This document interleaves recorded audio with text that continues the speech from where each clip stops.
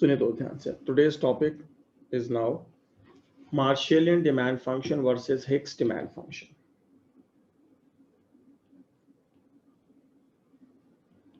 मार्शेलियन demand function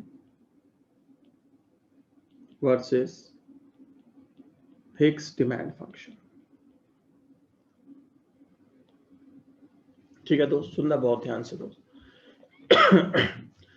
ठीक है, 150 लोग हमारे साथ जुड़े हुए दोस्त, तो प्लीज आप सबसे रिक्वेस्ट है, ये 1.5 से 2 घंटे का बेयर मिनिमम लेक्चर है, और अगर आपने इस लेक्चर को ढंग से सीख लिया, I give you the guarantee, I assured you, ये टॉपिक कभी जिंदगी में नहीं भूलेंगे आप। ठीक है, सुनिएगा प्लीज। मार्शेलियन डिमांड फंक्शन और हिक्स डिमांड फंक्शन में डिफरेंस क्या होता है। बच्चे देखो, अगर आपकी अनुमति हो तो 1 या 2 मिनट और वेट कर सकते हैं, बिकॉज अभी 6:32 ही हुए हैं, रहता 2 ही मिनट हुए मीटिंग का ऑफिशियल टाइम से, और अभी 160 लोग ज्वाइन कर रहे हैं। अभी बच्चे धीरे धीरे ज्वाइन कर रहे हैं। ठीक है, 1 या 2 मिनट में और लोग ज्वाइन कर लेंगे, तो उसके बाद फिर मैं एकदम स्पीड में पढ़ाना स्टार्ट कर दूंगा। ठीक है, तो बस एक बार मुझे जितने भी, बस कोई भी 2-3 जने, यहाँ पे मेरे को एक खुशी महाजन जी है, सुनिधि है, कृतिका पाराशर, जो मेरे को स्क्रीन पे दिख रहे हैं। ठीक है, गौरव श्रीवास्तव, जानवी ठाकरे, बस आप लोग मुझे ये बता दीजिए दोस्त कि मेरी वॉइस, मेरी वीडियो और मेरी screen, if everything is clear ना, ऐसा ना मैं पढ़ाता निकल जाऊं और उसके बाद कोई लैग तो नहीं है, मतलब कहीं इंटरनेट की स्पीड में कोई इशू, ऐसा तो कुछ नहीं है ना। ऑल क्लियर का मैसेज आ गया मेरे पास। Done done done, thank you so much, thank you Raunak ji, thank you. चलिए दोस्त, 177-8 students are still joining, we should wait for 1 minute more. ठीक है दोस्त, देखो फेस टू फेस क्लासेस होती ना, तो भी वहाँ पे कभी 6:30 बजे वाली क्लास के 6:30 स्टार्ट नहीं होती, 6:30 वाली क्लास 6:45-7 बजे स्टार्ट होती है। यहाँ तो फिर भी टाइम के हम थोड़े से पाबंद है। ठीक है, 2-3-4 मिनट ही वेट करते हैं बस। ठीक है, 180 स्टूडेंट्स है ना, स्टार्ट करते थे तो 30 बच्चों का नुकसान हो जाता। 180 हो गया दोस्त हमारे पास। ठीक है ना, सुनिएगा जी।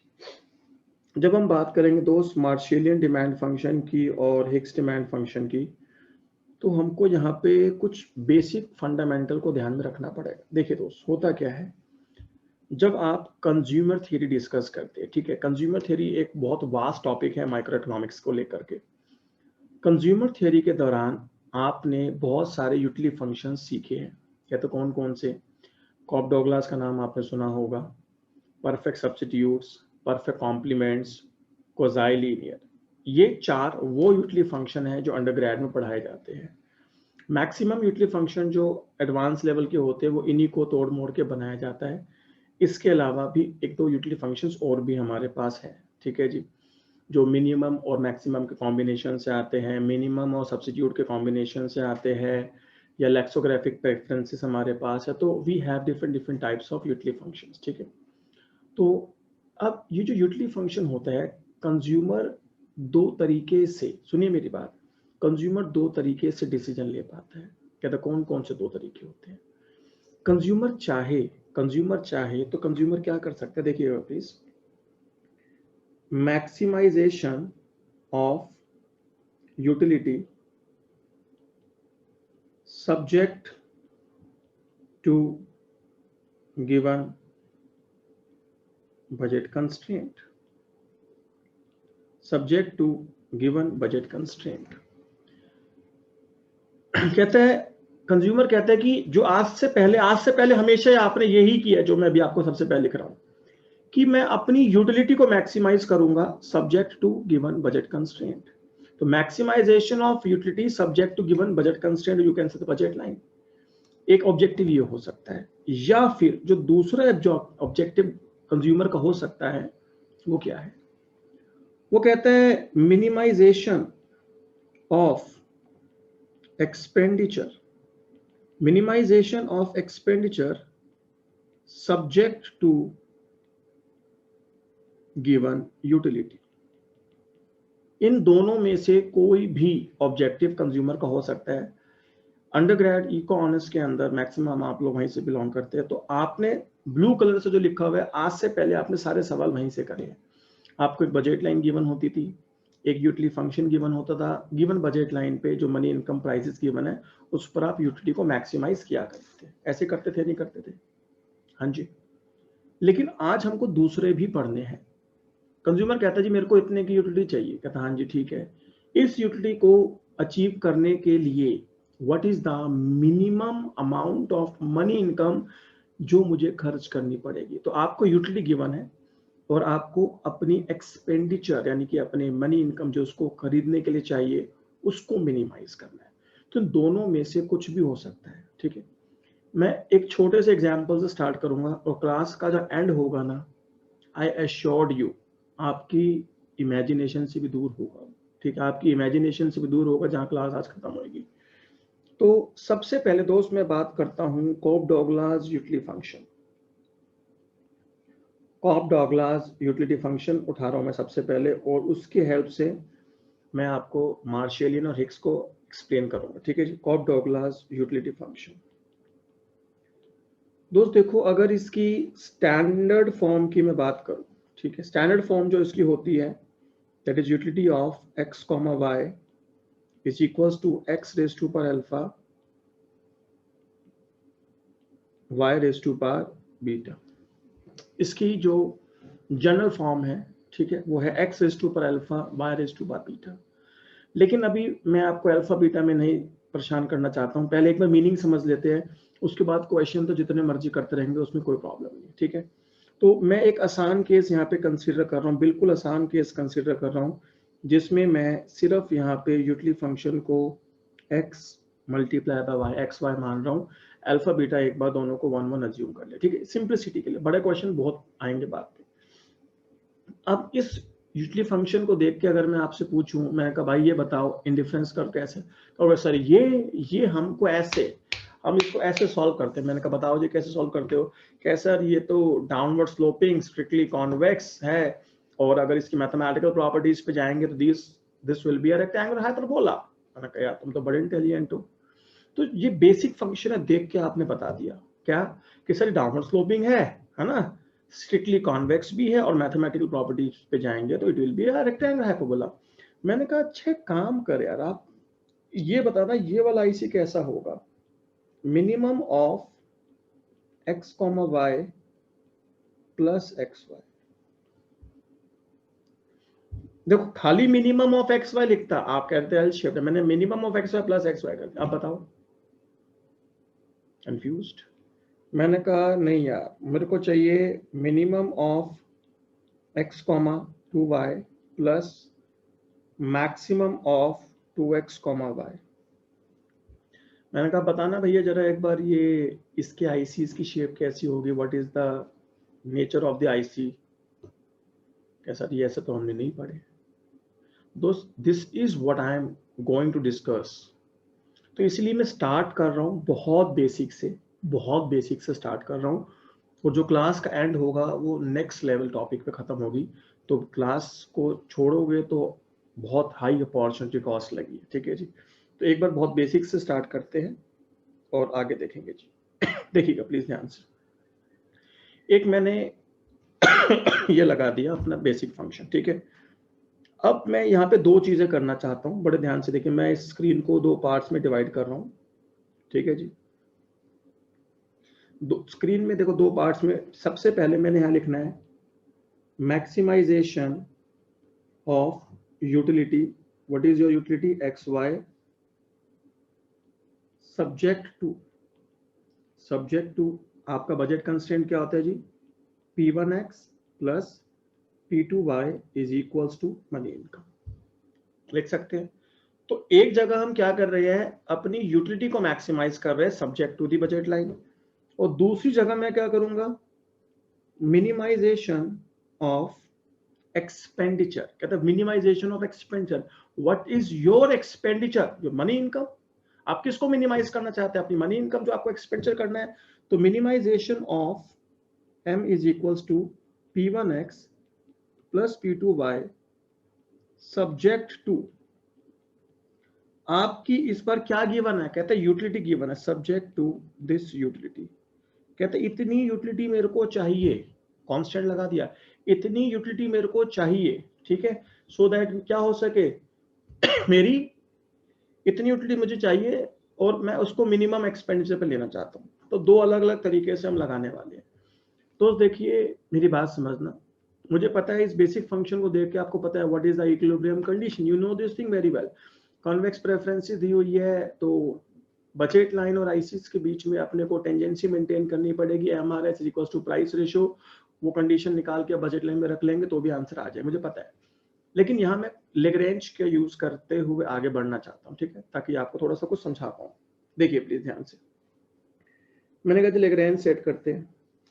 What is your objective function, कहता है ना objective function is X Y, ये मुझे मैक्सिमाइज करना है, सब्जेक्ट टू कंस्ट्रेंट है तो प्लस लैम्डा, और सब चीजों को मैं राइट साइड ले गया तो m minus p1x minus p2y, ऐसे आ गया जी मेरे पास।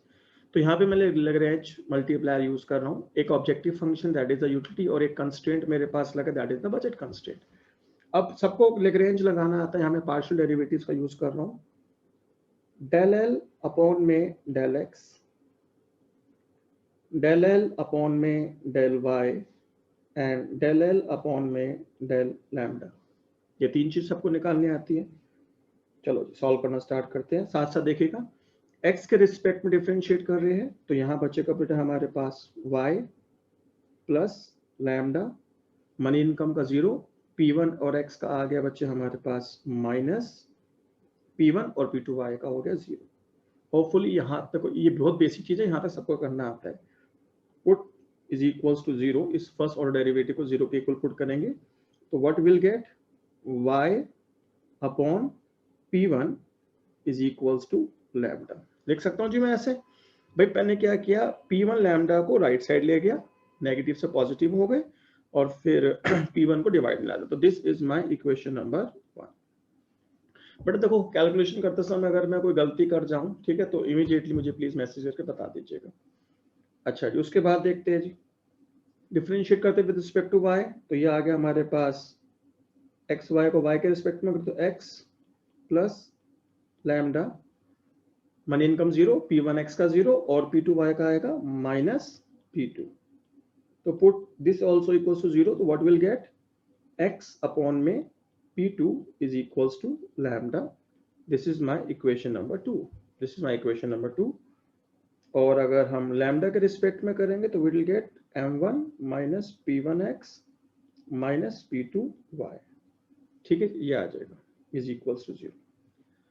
This is my equation number 3। देखो दोस्त, अब मैं यहाँ पे क्या कर रहा हूँ, please look at the screen. ये बाइफिकेशन हमको कंटिन्यूशन में रखना है क्योंकि इसको हम आगे जाके यूज करना पड़ेगा। देखो जी, जो इक्वेशन 1 और इक्वेशन 2 है उनको हम डिवाइड कर देते हैं, ठीक है, तीन इक्वेशन सॉल्व करना है, डिवाइड 1 बाय 2, तो y upon p1 x upon p2 is equal to lambda by lambda, lambda lambda cancel, तो यहां से जो हमारे पास आएगा दोस्त, ठीक है, y upon p1 is equals to x upon p2, और you can say y upon x is equals to p1 upon p2। दोस्त देखो ये वही कंडीशन आ गई है, MRS is equals to price ratio. इस यूटिलिटी फंक्शन के अकॉर्डिंग अगर हम सबको पता है, इस यूटिलिटी फंक्शन का MRS क्या होता है, y by x होता है MUX अपॉन MUY करके, y by x होता है, एवरीवन नोज दिस थिंग। तो ये वही इक्विलिब्रियम कंडीशन हमारे पास आ गई है। इस कंडीशन को हम इक्वेशन नंबर 3 में जब सब्स्टिट्यूट करेंगे, इक्वेशन 3 को देखो मैं कैसे लिख रहा हूँ, मैं यहाँ पे लिख रहा हूँ p1x plus p2y is equal to money income, this is equation number 3 है ना, हमने x और y वाले राइट साइड में ले गए, वो पॉजिटिव हो गए। अब हम यहाँ पे क्या कर रहे हैं, x या y को रिप्लेस कर देते, मान लो x की y की वैल्यू क्या आई है हमारे पास, price ratio p1 upon p2 into में x, इस वैल्यू को यहाँ पे सब्स्टिट्यूट कर देते हैं, तो p1x प्लस में p2 that is p1 upon में p2 इंटू में x is equal to money income. तो इसको हम यहाँ से सॉल्व करेंगे तो p1x यहाँ से कैंसिल आउट हो गया जी, p1x plus p1x is equal to money income, तो twice p1x is equal to money income, तो x is equal to m upon में 2p1। ये आपको डिमांड फंक्शन आपने सेमेस्टर्स के दौरान भी पढ़े हुए होंगे, ठीक है जी। एंड सिमिलरली इसकी वैल्यू हम पुट कर देंगे y के अंदर, तो y की जो वैल्यू आएगी वो आएगी m अपॉन में 2p2। तो ये जो आप निकालते हो ये जो निकला है इसको बोलते हैं Marshallian demand function. It is the Marshallian demand function. जो पूरा सेमेस्टर 3 के दौरान आप डिमांड फंक्शंस पढ़ते हुए आए हो, सारे मार्शेलियन डिमांड फंक्शंस की कैटेगरी में। कहते सर इसमें नया क्या है, आप कहते इतना इंपॉर्टेंट है, इतना इंपॉर्टेंट है, ये चीज़ तो हमको पहले से आती थी, तो इतना आपको समझ में आ रहा है। लेकिन अगर मैं इसके राइट वाले में जाऊं, राइट वाले से मेरा मतलब है अगर मैं यूटिलिटी को गिवन मानते हुए एक्सपेंडिचर को क्या करना चाहता हूं जी, मिनिमाइज करना चाहता हूं। Now look at the screen carefully. तो यहाँ पे जो लेग्रेंज मेरा बनेगा वो क्या बनेगा दोस्त, आपका ऑब्जेक्टिव फंक्शन क्या है, मिनिमाइजेशन ऑफ एक्सपेंडिचर। तो P1x प्लस P2y, ये तो आपका ऑब्जेक्टिव फंक्शन होगा जिसको आप मिनिमाइज करना चाहते हो। कंस्ट्रेंट क्या है, प्लस लैम्डा, तो सबको राइट साइड में ले जाता हूँ, तो एक्स वाई माइनस यू बार। चलो ये मेरा कंस्ट्रेंट लग गया। तो वहां पे जो कंस्ट्रेंट है that is the utility. Given utility पे आपको अपनी एक्सपेंडिचर को मिनिमाइज करना है। होना यहाँ पर वही है, डेल एल अपॉन में del x, del L upon में del y, del L upon में डेल लैम्डा। अगर आप इसमें x के रिस्पेक्ट में करेंगे बच्चे, तो देखो हमारे पास P1x से क्या आ जाएगा, P1 आ गया, यहां से कुछ नहीं आएगा, प्लस वहां से क्या आएगा, लैम्डा, और एक्स वाई में क्या मिलेगा अपने को, y मिलेगा, और वो तो 0 हो जाएगा, इज इक्वल्स टू 0 करेंगे। चलो जी ठीक है। डेल एल अपॉन में डेल वाई करेंगे, तो P1x से 0 हो जाएगा, P2y में अपने को मिलेगा P2 प्लस लैम्डा, और एक्स वाई में y के रिस्पेक्ट में करेंगे तो मिलेगा x, और यूटिलिटी हो जाएगी 0। ठीक है, ये हो गया। और विद रिस्पेक्ट टू लैम्डा करेंगे तो will get x y minus u bar, x y minus u bar. यहां तक बात समझ में आती है। अब देखो जी ये पहली वाली इक्वेशन है, यहां से अगर मैं निकालूं तो P1 is equals to minus lambda y है, दिस इज इक्वेशन नंबर 1।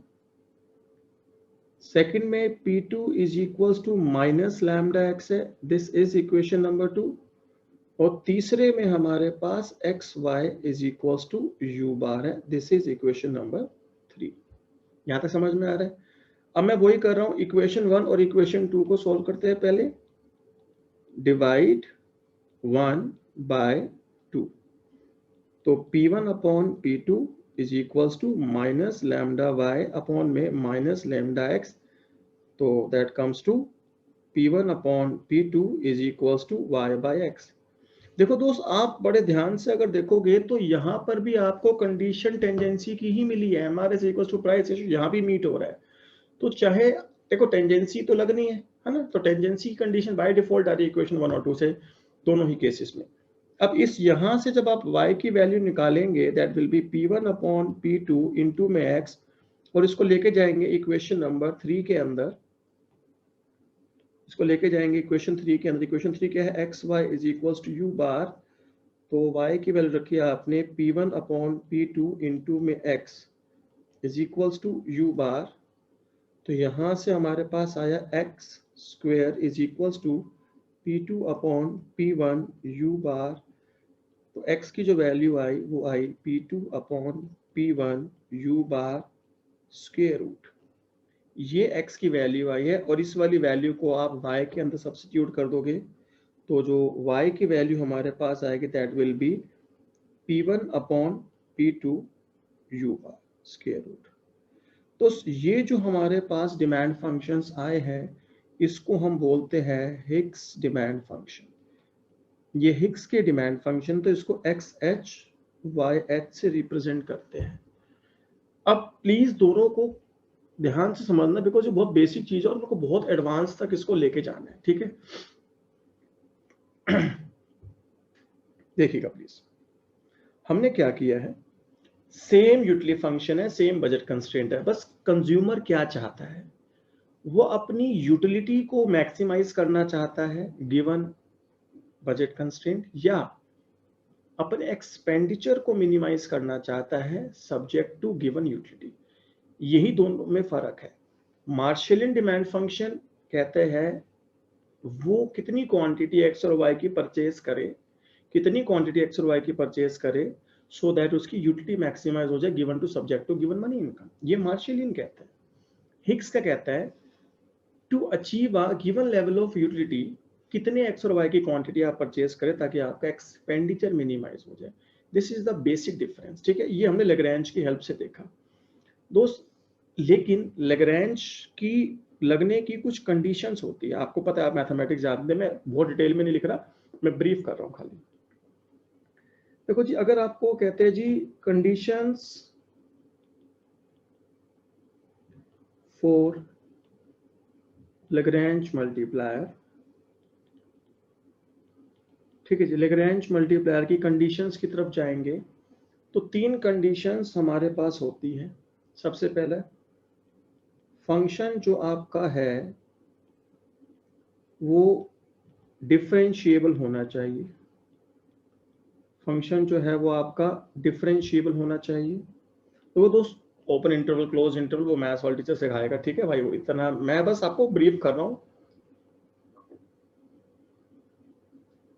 जितना मेरी इकोनॉमिक्स में रिक्वायरमेंट है। दूसरा, फंक्शन जो है वो कॉन्वेक्स होना चाहिए। और तीसरा जो है इंटीरियर सॉल्यूशन होना चाहिए। तीसरा क्या है जी? Interior solution.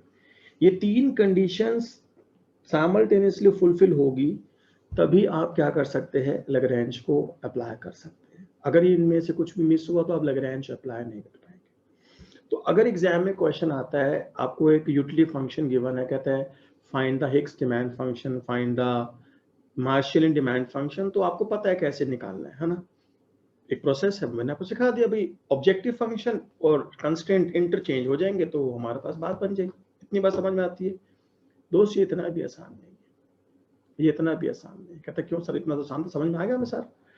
चलो अब मेरी एक बात समझ, अब कुछ बच्चों को प्रॉब्लम आ रही है सर ये इंटीरियर सॉल्यूशन क्या होता है। दोस्त देखो, जैसे आपको पता है अगर कहीं बाउंड्री पे आ रहा है, कंज्यूमर सारा पैसा कहता है जी मैं एक्स पे खर्च करूंगा, सारा पैसा मैं वाई पे खर्च करूंगा, तो they are said to be the corner solution. तो जब कॉर्नर सॉल्यूशन होगा उस समय पे लैग्रैंज कभी यूज नहीं हो पाएगा। इंटीरियर सॉल्यूशन मतलब बाउंड्रीज पे नहीं होना चाहिए हमारे पास, that is said to be the interior solution. Clear? तो दोस्त मैं आपको एक क्वेश्चन देता हूँ, ठीक है, अभी लिखना नहीं है, आप सुनिए बस ध्यान से एक बार। मैंने कहा बच्चे एक यूटिलिटी फंक्शन है मेरे पास, minimum of x comma y, ये यूटिलिटी फंक्शन है और ये हमारे पास कंस्ट्रेंट है in the form of money income. मैंने कहा दोस्त यहाँ पे ना आप जरा एक बार हिग्स के डिमांड फंक्शन बताओ मुझे, हिग्स के डिमांड फंक्शन। कहता है इसमें क्या, ऐसे ऐसे निकाल दूंगा मैं, निकाल। कहता है इसमें क्या है, ये रहा मेरा ऑब्जेक्टिव फंक्शन। कहता मैंने कहा क्या ऑब्जेक्टिव फंक्शन है? कहता है जी ये अपनी एक्सपेंडिचर को मिनिमाइज करना है, P1x plus P2y subject to this given utility, तो plus lambda minimum of x comma y minus u bar is equal to 0। Sorry 0 नहीं आएगा। कहते लैग्रैंज लग गया। मैं कहूँ मेरे भाई रुक जा, थम जा। कहते सही तो कर रहा हूँ, क्या दिक्कत है? आपने तो बताया था सर कि मिनिमाइजेशन ऑफ एक्सपेंडिचर, ये रहा मेरा expenditure function, subject to given utility, ये मेरा कंस्ट्रेंट। मैंने कहा मेरे भाई ये क्या लिखा है, Lagrange will be used only when the function is differentiable. जो मिनिमम फंक्शन है क्या ये डिफरेंशिएबल है? Do you know the derivative of minimum function? कहता नहीं। मैं फिर क्या बात को यहाँ पे लैग्रैंज लगा रहा है भाई? समझ में आई तो उस कहानी क्या है? आपको पता है यहाँ पे क्या है? कहता पता तो नहीं सर। तो फिर मैं कहा लगा क्या बात को रहा है, बता। कैसा फिर कैसे करेंगे, इसमें हिग्स तो हम निकाल ही नहीं पाएंगे। मैंने कहा now there is a need to learn another method of finding Hicks demand function. ये तो एक बेसिक तरीका बताया मैंने लैग्रैंज की हेल्प से। एक और तरीका है दोस्त हमारे पास, अगर लैग्रैंज जहाँ पे नहीं लग पा रहा है तो वहां पर हमारे पास एक और तरीका होता है हिग्स डिमांड फंक्शन को कैलकुलेट करने का, आइडेंटिफाई करने का। ठीक है, क्या सर क्या तरीका है? Let start with another method जो आगे से हम हमेशा फॉलो करेंगे। ठीक है, जहां जहां लैग्रैंज नहीं लगेगा वहां वहां पे हम उस मेथड को फॉलो करेंगे। देखो जी मेथड क्या है, एक चेन है, एक सीरीज है, एक सीक्वेंस है। ठीक है, उस सीक्वेंस को क्या करना है दोस्त, आपको फॉलो करना है। आप उस सीक्वेंस को फॉलो करते रहेंगे, आपका ऑटोमेटिक आता रहेगा। मैं एक ना चार्ट बना रहा हूँ, अभी सवाल मत करना, चार्ट एक एक करके समझ में आएगा, ठीक है दोस्त। एक होता है हमारे पास डायरेक्ट यूटिलिटी फंक्शन, एक होता है हमारे पास direct utility function. Direct utility function से हम कैलकुलेट करते हैं Marshallian demand function. Marshallian demand function से कैलकुलेट किया जाता है इनडायरेक्ट यूटिलिटी फंक्शन। अभी सब कुछ बताऊंगा डिटेल में, एक बार लिखने दीजिए मेरे को। Indirect utility function, indirect utility function से इनवर्ट फॉर्म में लिखते हैं तो हमारे पास आता है एक्सपेंडिचर फंक्शन, और एक्सपेंडिचर फंक्शन की हेल्प से हम लोग निकाल पाते हैं हिक्स डिमांड फंक्शन। ये एक चेन है, इस चेन को फॉलो करना है। अब आपको मीनिंग बताना पड़ेगा कि इसमें जितने मैंने नाम लिखे हैं ये क्या बला है। तो एक छोटा सा एग्जांपल लेता हूँ, उस एग्जांपल से प्रोसीड करेंगे, ठीक है जी, ध्यान से देखिएगा। मैंने कहा now this is the first question. Utility function जो आपको गिवन है वो गिवन है, मान लो बेसिक वाला कॉप डॉगला जी एक्स वाई। अभी वही लेके चल रहा हूँ ताकि आपको प्रोसेस समझा दो, फिर बड़े बड़े क्वेश्चन कर लेंगे सारे। एक्स वाई, तो जो ये यूटिलिटी फंक्शन गिवन है, this type of utility function are said to be the direct utility function. इनको किस नाम से जानते हैं बच्चे? Direct utility function. और ये जो यूटिलिटी फंक्शन होते हैं, these are expressed in terms of quantities of the goods, कि कितना एक्स वाई आपको परचेज करना है, ठीक है, in the form of the quantity of goods, they are said to be the direct utility function. जितने फंक्शंस आज से पहले आपने देखे हैं यूटिलिटी जो होते हैं, which are presented which are expressed in the form of x y quantity of goods, ठीक है, तो उस सबको हम डायरेक्ट यूटिलिटी फंक्शन कहते हैं। ठीक है सर, समझ में आ गया। अब हमको क्या करना है? मार्शेलियन डिमांड फंक्शन निकालने हैं। मार्शेलियन डिमांड फंक्शन तो सबको निकालने आते हैं, अभी अभी सीखा हमने, इधर बाय यूजिंग द लैग्रैंज और एनी अदर वे, है ना। हमें पता है इसके लिए इक्विलिब्रियम कंडीशन क्या होती है, बताइए। इसके लिए इक्विलिब्रियम कंडीशन क्या है? The convex function है जी MRS is equals to price ratio. This is the equilibrium condition. MRS होता है मेरे पास MUX अपॉन में MUY is equals to price ratio. इस फंक्शन का MUX निकालोगे तो वो Y आएगा, MUY निकालोगे तो वो X आएगा। तो हमारे पास कंडीशन आ गई, ये सब जानते बेसिक बात है। तो यहाँ से Y की वैल्यू आई तो P1 अपॉन P2 इंटू में X, बजट कंस्ट्रेंट क्या है जी? P1X plus P2Y is equal to money income. यहाँ पे हमने y की वैल्यू सब्सटीट्यूट कर दी, तो P1 अपॉन P2 इंटू में x is equal to money income. P2 cancel out हो गया, तो twice P1x is equal to money income. तो x star is equal to m upon में 2P1 and y star is equal to m by 2P2। तो ये आगे दोस्त हमारे पास मार्शेलियन डिमांड फंक्शन, ये आगे जी मार्शल डिमांड फंक्शन, ठीक है। नाउ हमारे सेकंड स्टेप होगा डायरेक्ट यूटिलिटी फंक्शन से मार्शेलियन डिमांड फंक्शन निकालना, हमको समझ में आ गया दोस्त, ये रहा।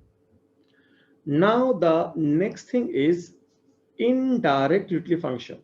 अच्छा, जो मार्शेलियन डिमांड फंक्शन आप एक्स और वाई की वैल्यू निकालते हो वो किस टर्म्स में होती है? वो होती है in terms of prices and money income. वो होती है दोस्त in terms of prices and money. देख लो आप एक्स और वाई की वैल्यू किस में एक्सप्रेस करिए आपने? प्राइस सेट में, और मनी इनकम में रिप्रेजेंट करिए। कहता ठीक है जी। अब आती कहानी इनडायरेक्ट यूटिलिटी फंक्शन। देखो दोस्त, इनडायरेक्ट यूटिलिटी फंक्शन क्या बला होती है? जो आपके पास यूटिलिटी फंक्शन है एक्स वाई, ठीक है, जो आपके पास यूटिलिटी फंक्शन है एक्स वाई, जो डायरेक्ट यूटिलिटी फंक्शन है, मार्शेलियन डिमांड फंक्शन से जो एक्स स्टार वाई स्टार आता है, अगर आप ये वाली वैल्यूज इसमें सब्सटीट्यूट कर देंगे तो it will B m upon 2P1 m upon 2P2। देखो दोस्त, ये कोई रैंडम वैल्यूज नहीं, हमने एक ही कोई भी वैल्यू उठा कर रख दी, नहीं, it's not a random value, it's the optimum value of x and y जो आपने डायरेक्ट यूटिलिटी फंक्शन पुट करी है।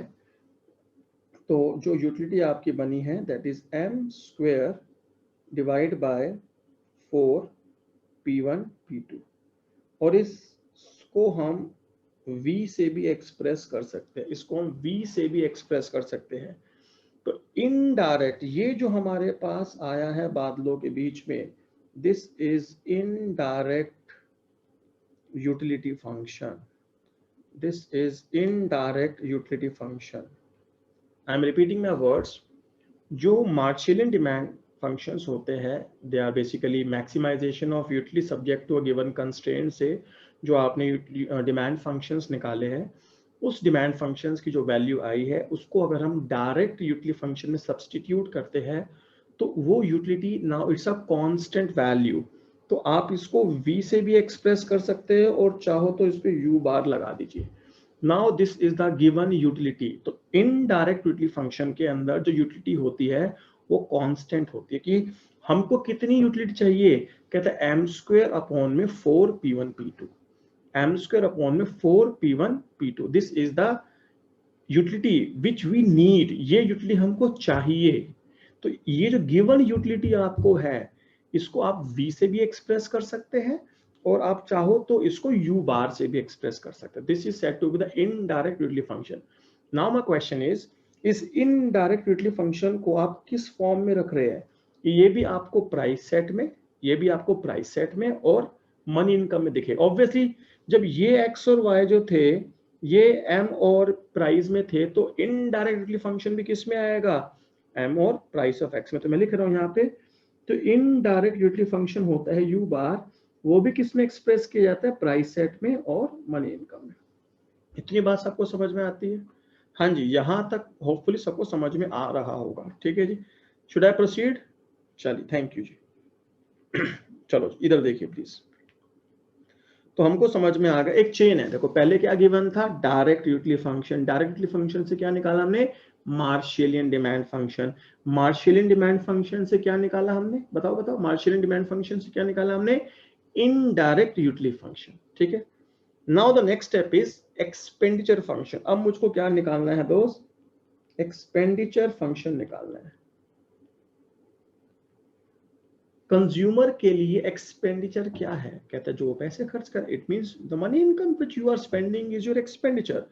तो यहाँ पे जो आपका इनडायरेक्ट यूटिलिटी फंक्शन है, मैं यू बार या वी किसी से भी एक्सप्रेस कर सकता हूँ, मेरी मर्जी है, इसमें कोई टेंशन की बात नहीं है। एम स्क्वायर अपॉन में 4p1p2, ये जो आप में से यहां से अगर मैं m की वैल्यू कैलकुलेट करूं, expenditure is your nothing but money income, तो यहां से अगर मैं मनी इनकम की वैल्यू निकालूं, that will be 4p1p2 into में u बार m स्क्वायर, तो ये m की value I square root of this. और m ना दिखा करके आप e दिखा दीजिए, e स्टैंड फॉर एक्सपेंडिचर। आप m से रिप्रेजेंट करो या e से रिप्रेजेंट करो, one and the same thing. तो what is your expenditure function? 4, आप चाहो तो स्क्वायर रूट के बाहर निकाल दो, मैं जानबूझ के निकाल नहीं रहा, 4p1p2 u बार। तो ये जो हमारे पास आया है, this is the expenditure function. और एक्सपेंडिचर फंक्शन किस टर्म्स में है? प्राइस और यूटिलिटी, प्राइस और यूटिलिटी की फॉर्म में एक्सप्रेस किया जा रहा है। तो एक्सपेंडिचर फंक्शन किस फॉर्म में हम एक्सप्रेस करते हैं? एक्सपेंडिचर फंक्शन प्राइस सेट और यूटिलिटी जो कांस्टेंट की जाती है। तो एक चेन आपको समझ में आ रही है। एक आपको डायरेक्ट यूटिलिटी फंक्शन गिवन होगा, उससे पहले क्या निकालेंगे? मार्शलियन डिमांड फंक्शन। फिर क्या निकलेगा? Indirect utility function. उससे क्या निकलेगा? Expenditure function. यहां तक सबको समझ में आ गया? दोस्त यहां तक अगर सबको समझ में आ रहा है तो प्लीज मुझे बताइए, तब मैं एक स्टेप फिर आगे चलूंगा। ठीक है जी, यहां तक प्लीज जिसको समझ में आ रहा है मेरे को कुछ मैसेज लिख दीजिए। ठीक है, तो मैं आगे प्रोसीड करना स्टार्ट करता हूँ। फिर जितने बच्चे यहाँ पे 208, तो 208 के 208 बच्चों को रिप्लाई चाहिए मेरे को। समझ में आ रहा है या नहीं आ रहा? Clear clear clear, yes sir, understood, yes yes, clear, yes yes, clear clear clear clear clear, all clear, yes yes yes yes yes yes yes yes yes. My phone is going to be hang, कोई बात, good good. और एक student हमारी बहुत खास हमारे साथ जुड़ी हुई है, नाम मैं बता देता हूँ चैट हिस्ट्री में देख के, Sanskriti Agarwal ji. She is special because she is watching our lecture from the Nepal. ठीक है, नेपाल से भी मैम हमारे लेक्चर्स देख रही है। थैंक यू संस्कृति जी फॉर ज्वाइनिंग माय क्लासेस। और आपकी तो फीस भी मेरे पास आ गई, मुझे इसलिए नाम पता है आपका। चलिए एनीवेज तो हमने अभी तक प्रोसेस क्या समझा, डायरेक्ट यूटिलिटी फंक्शन से मार्शेलियन demand function, Marshallian demand function से indirect utility function, indirect utility function को इन्वर्ट किया इन टर्म्स ऑफ मनी, तो फिर हम मनी की वैल्यू निकाली, मतलब मनी इनकम की वैल्यू निकाली, that is the expenditure function. अब यहाँ पे आपको एक टॉपिक मुझे याद दिलाना है, अगर आपको याद है, नहीं है तो प्लीज मैं याद दिलाता हूँ। एक टॉपिक हुआ करता था, आपने पढ़ा होगा अपने प्रोडक्शन कॉस्ट के अंदर, semester 3 production cost, shepherd's lemma. इस टॉपिक से बाहर आ रहा हूँ एक बार, शेफर्ड्स लेमा आपको याद दिला रहा हूँ। शेफर्ड्स लेमा अगर आपको टॉपिक हमने पढ़ा हुआ है बचपन में सेमेस्टर 3 में, याद दिलाता हूँ, देखो क्या होता है, सुनिए प्लीज। अगर आपके पास कॉस्ट फंक्शन गिवन है, मान लीजिए कॉस्ट फंक्शन आपके पास क्या गिवन है, कॉस्ट फंक्शन, ठीक है जी। ऑब्वियसली कॉस्ट फंक्शन जो हमारे पास होगा, ठीक है, उसमें अगर हम कहते हैं दो फैक्टर हमारे, एक लेबर है, एक कैपिटल है। प्राइस ऑफ लेबर जो होगा वो वेज रेट होगा, कैपिटल का रेंटल वैल्यू आर या वी जो भी आप दिखाना चाहें। तो आपको इतनी बात याद है, अगर आपको कॉस्ट फंक्शन गिवन होता है and we have to calculate the quantity of labour, तो शेफर्ड्स लेमा की हेल्प से आप एल की वैल्यू निकालते थे, कहते कैसे, डेल सी अपॉन में डेल डब्ल्यू, और कैपिटल की वैल्यू निकालते थे डेल सी अपॉन में डेल आर। दोस्त मैं आपको शेफर्ड्स लेमा नहीं सिखा रहा हूँ, शेफर्ड्स लेमा तो प्रोडक्शन में सिखाऊंगा, मैं आपको बस उससे कुछ चीजें रिलेट करना चाहता हूँ। अगर आपको कोई कॉस्ट फंक्शन गिवन है, जैसे यहाँ पे सी गिवन है, उसके अंदर दो वेरिएबल है, दो इनपुट है, जो आपकी जो जिसकी क्वांटिटी आप डिसाइड करना चाहते हैं, that is quantity of labour and quantity of capital, आप कैलकुलेट करना चाहते हैं, तो कैसे निकालते हैं, डिफरेंशिएट करते हैं कॉस्ट फंक्शन को विद रिस्पेक्ट टू, किसके रिस्पेक्ट में, जिसकी क्वांटिटी आपको निकाल से, लेबर की क्वांटिटी निकाल, तो लेबर का प्राइस के रिस्पेक्ट में आप पार्शियल डेरिवेटिव कर देंगे, याद आया। और कैपिटल की ऑप्टिमम वैल्यू निकालनी है, तो हम कैपिटल के प्राइस के रिस्पेक्ट में क्या कर देंगे, that is the rental value, तो उसके रिस्पेक्ट में पार्शियल डेरिवेटिव्स करते हैं, याद आया। Now I am comparing this with the consumer theory, अब मैं इसको कंज्यूमर थ्योरी से रिलेट करता हूँ।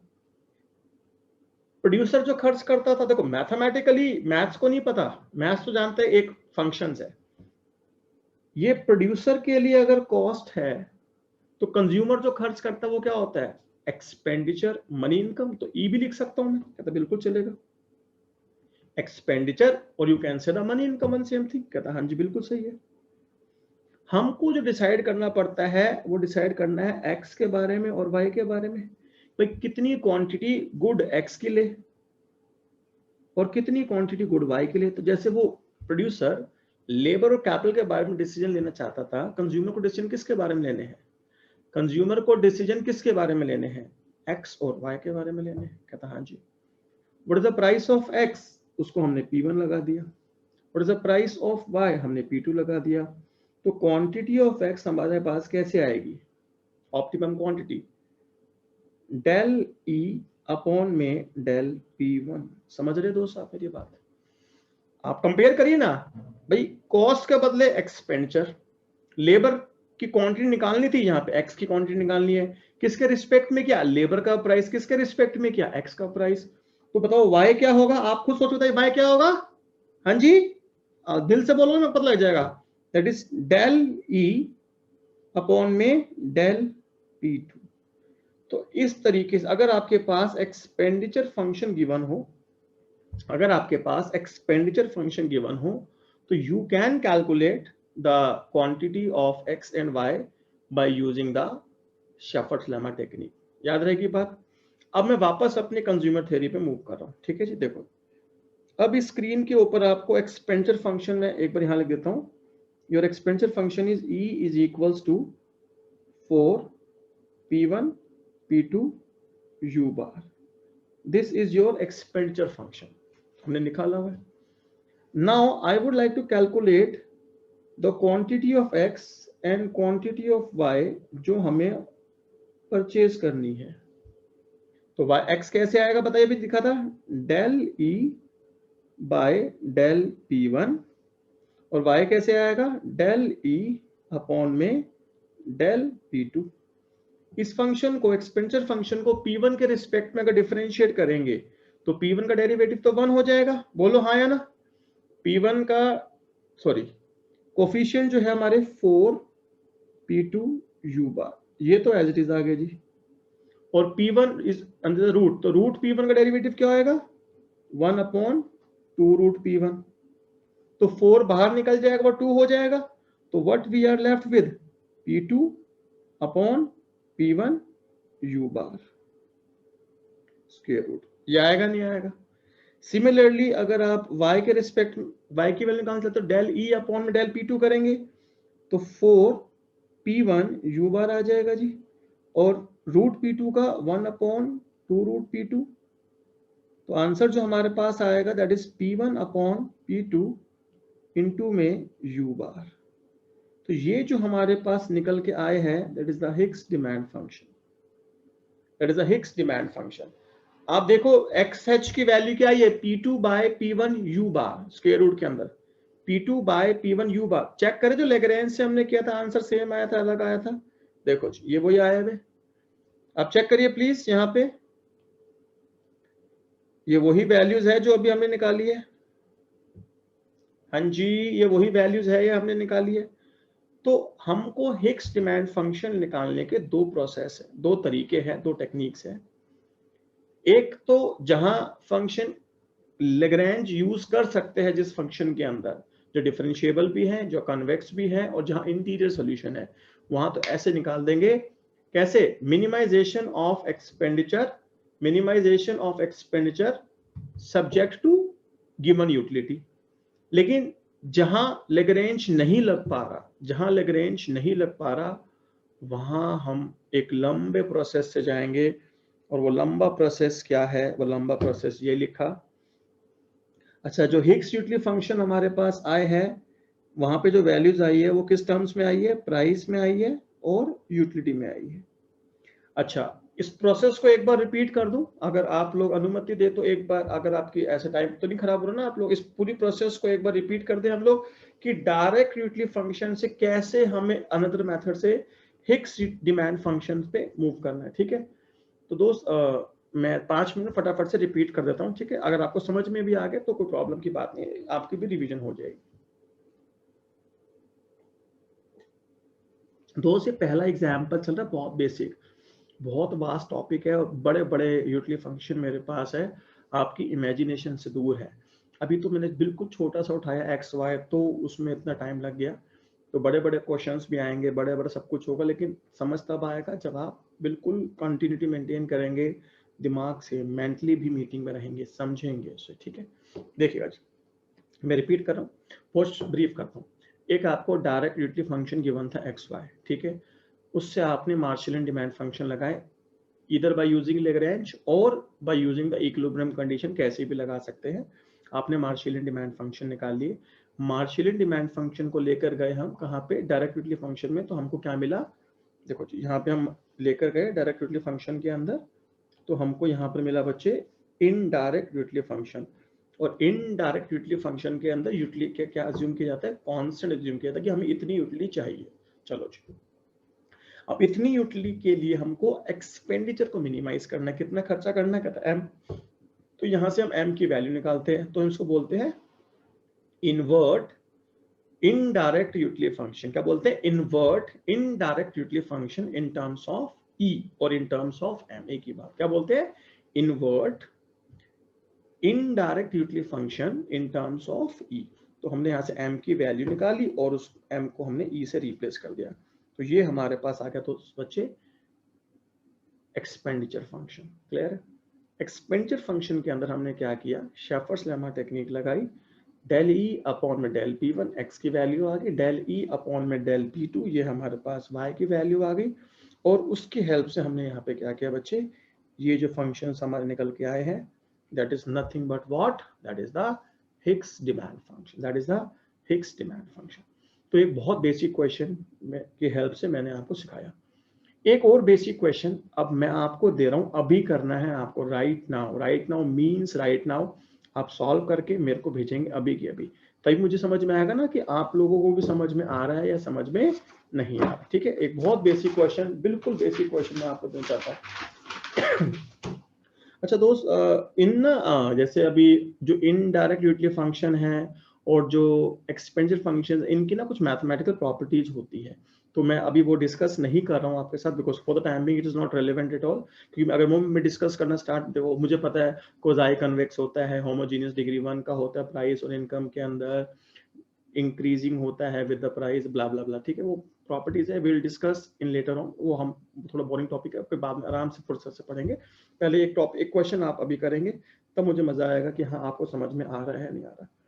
तो एक आपके पास यूटिलिटी फंक्शन गिवन है, minimum of x comma y. देखो मुझे पता है ये ax कॉमा by होता है, लेकिन a और b में एक बार फिलहाल फॉर टाइम भी वन करके इग्नोर कर रहा हूँ।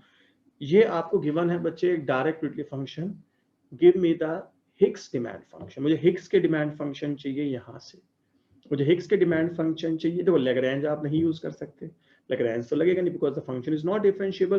तो वही प्रोसेस आपको फॉलो करनी पड़ेगी, उस प्रोसेस को फॉलो करिए, उस पूरी प्रोसेस को फॉलो करके मुझे बताइए कि इसमें हिक्स डिमांड फंक्शन आपके क्या आ रहे हैं। प्लीज सॉल्व कीजिए, प्लीज सॉल्व कीजिए and give me the answer. Please solve कीजिए and give me the answer, please, very fast. Solve it and give me the answers, please.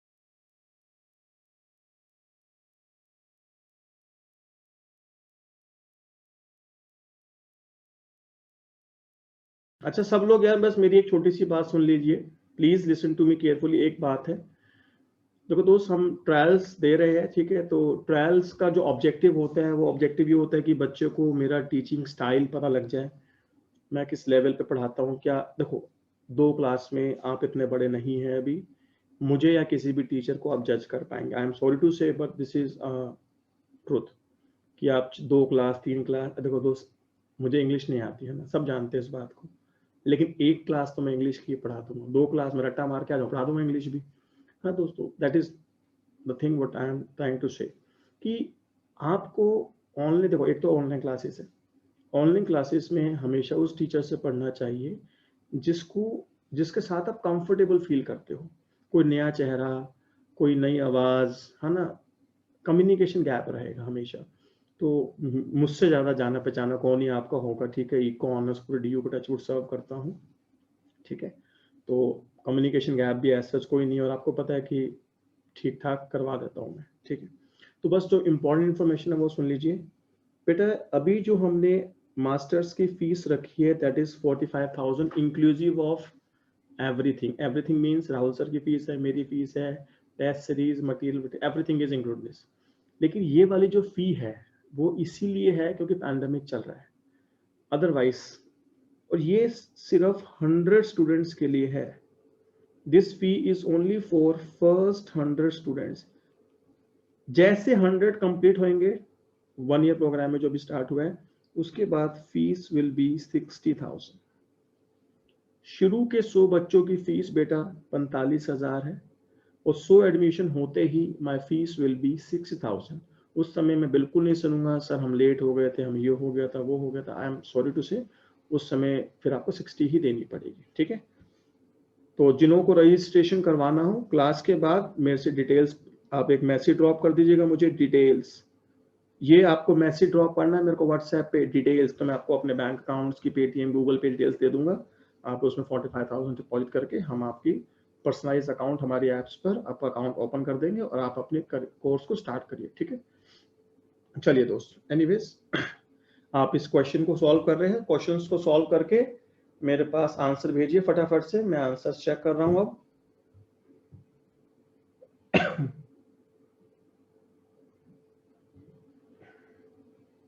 हाँ जी, एक आंसर आया, मुझे नाम नहीं पता, लेकिन आंसर आपका ठीक है। एक और आंसर आया है, वो भी एब्सोल्युटली ठीक है, जिन्होंने ताजमहल के नोट पैड पे किया हुआ। मैडम मुझे नाम नहीं पता, मैडम है इसलिए पता, बिकॉज नंबर नंबर नेल्स है दिख रहा है, फोटो क्लिक करते हुए ऐसे क्लिक करी हुई है। ताजमहल के आपका मैडम आंसर ठीक है। I don't know your name and Akanksha, हाँ जी आकांक्षा जी आपका आंसर ठीक है, 100% ठीक है आपका आंसर।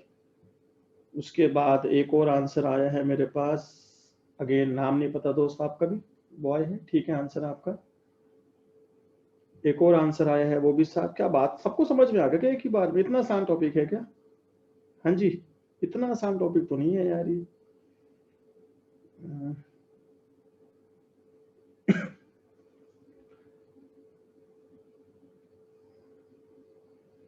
क्या नाम है आपका? नाम भूल गया यार, बड़ी अच्छी बच्ची है, मेरे नोट्स वगैरह बनाती है। मैडम आपने साहिबा, साहिबा जी एक स्टेप बस गलत है, बाकी सारा ठीक है। एक स्टेप आपने लास्ट में गलत कर दिया, बाकी सारा ठीक है आपका। प्लीज जल्दी जल्दी कीजिए, please fast, give me the answers very fast. चलो, जिन जिन के आंसर आ रहे हैं वो मैक्सिमम सबके ठीक आ रहे हैं, तो इसका मतलब आपको समझ में आ रही है कहानी, ठीक है। तो बाउंसर लगा दे, इसको सॉल्व करके बाउंसर मार दो बढ़िया करके। चलो सुनना बहुत ध्यान से दोस्त, यहाँ की equilibrium condition ax is equals to by, king well line, that is x is equals to y. We have to substitute this in the budget constraint, p1x plus p2y is equals to money income। तो इस x को हम y को हमने x से remove कर दिया, तो p2x is equals to money income, तो x is equals to m upon में p1 plus p2 and y is equals to m upon p1 plus p2। चलो ये हमारे क्या है दोस्त, ये हमारे हैं मार्शेलियन डिमांड फंक्शंस, ये हमारे मार्शेलियन डिमांड फंक्शंस है।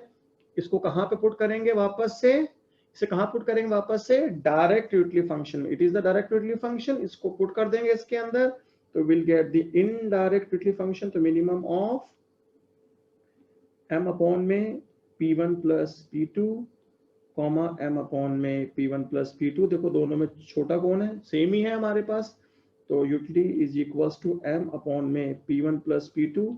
और अगर ये इनडायरेक्ट यूटिलिटी फंक्शन है तो utility assume to be constant here, तो यहाँ से आपके पास ये हमारे पास क्या है जी, इनडायरेक्ट यूटिलिटी फंक्शन आ गया है। अब हमको क्या करना है, invert this indirect utility function, invert this indirect function terms of expenditure, है ना। तो यहाँ से अगर आप m की वैल्यू निकालोगे, it will be p1 plus p2 into में u बार, और you can say e is equals to p1 plus p2 u bar. तो ये हमारे पास एक्सपेंडिचर फंक्शन आ गया है। Now use the Shephard's lemma, तो xh और yh, xh क्या होगा, डेल e अपॉन में del p1, it is del e upon में डेल p2। तो इसको p1 के रिस्पेक्ट में करेंगे तो भी u बार आएगा, p2 के रिस्पेक्ट में करेंगे तो भी u बार आएगा। तो these are the Hicks demand function. इतनी बात सबको समझ में आती है दोस्त? हाँ जी, होपफुली दोस्त यहाँ तक सबको समझ में आ रहा होगा, किसी तरीके की कोई दिक्कत होगी नहीं जी, ठीक है। आगे चले। अच्छा, एक और क्वेश्चन मैं आपको दे रहा हूँ, जिसने वो क्वेश्चन पूरा ठीक कर दिया, जिसने वो वाला क्वेश्चन पूरा ठीक कर दिया, ठीक है, उसको कुछ गिफ्ट दूंगा, ठीक है जी। चलो जी, सुनना बहुत ध्यान से, उसे कुछ गिफ्ट देंगे। ये था हमारे पास परफेक्ट कॉम्प्लीमेंट, ठीक है। नाउ एक क्वाज़ाइलिनियर यूटिलिटी फंक्शन सबको पता है ना, थर्ड क्वेश्चन में लिख रहा हूँ यहाँ पे, क्वाज़ाइलिनियर यूटिलिटी फंक्शन बहुत बेसिक फंक्शन है, u is equals to square root of x plus y। चलिए, give me the Hicks demand function very fast, give me the Hicks demand function everyone, please give me the Hicks demand function for this direct utility function, please give me the answers very fast। Gift मिलेगा दोस्त जिसका सही answer आएगा, तो complete, partial ठीक नहीं चाहिए, पूरा सही होना चाहिए। इसका पूरा सही होगा उसको वाकई कोई ना गिफ्ट देके जाऊंगा।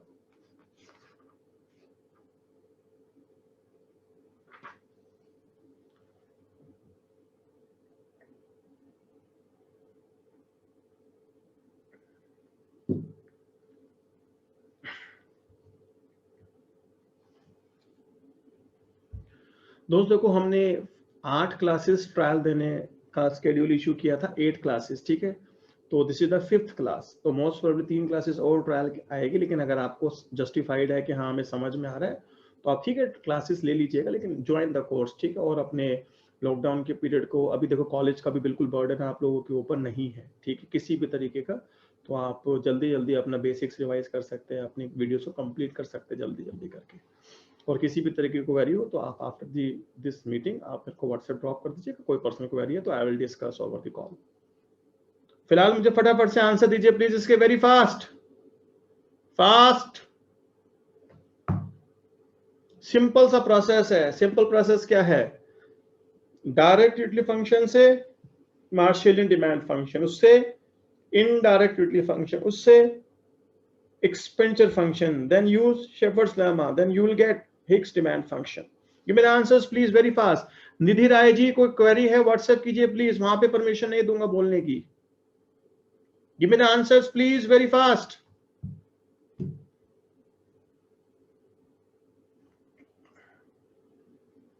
आए नहीं जी आंसर्स, क्या बात?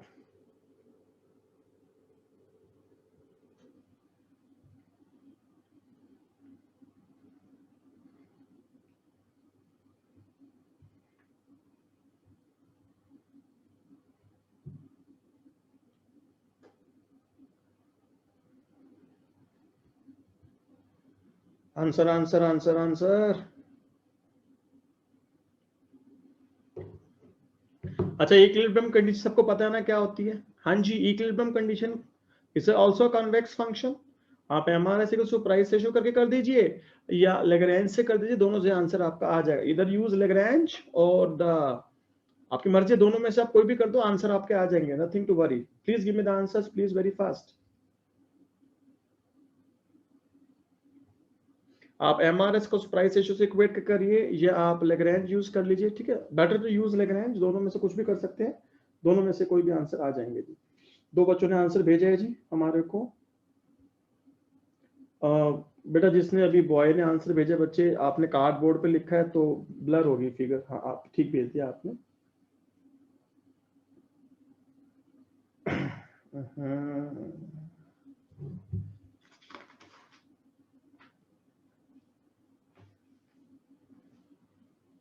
गलत है बेटा आपका आंसर, जिस लड़के ने अभी भेजा है वो आंसर गलत है जी उस बच्चे।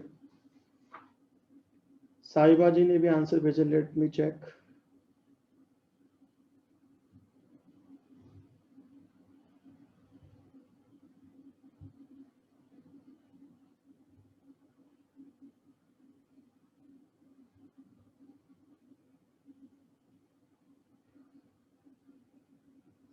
साहिबा जी, ये तो आपने क्या किया, आप तो रजिस्टर्ड स्टूडेंट है ना? आपने पहली वाली नोटबुक में से आंसर फोटो क्लिक करके भेज दिए। हाँ जी, ये अभी नहीं सॉल्व किया आपने ये वाला, ऐसा ही है ना साहिबा? पहले वाला आंसर भेज दिया है, ऐसे नहीं चलेगा जी। बाकी लोग भाई क्या बात, आंसर्स नहीं आ रहे मेरे पास?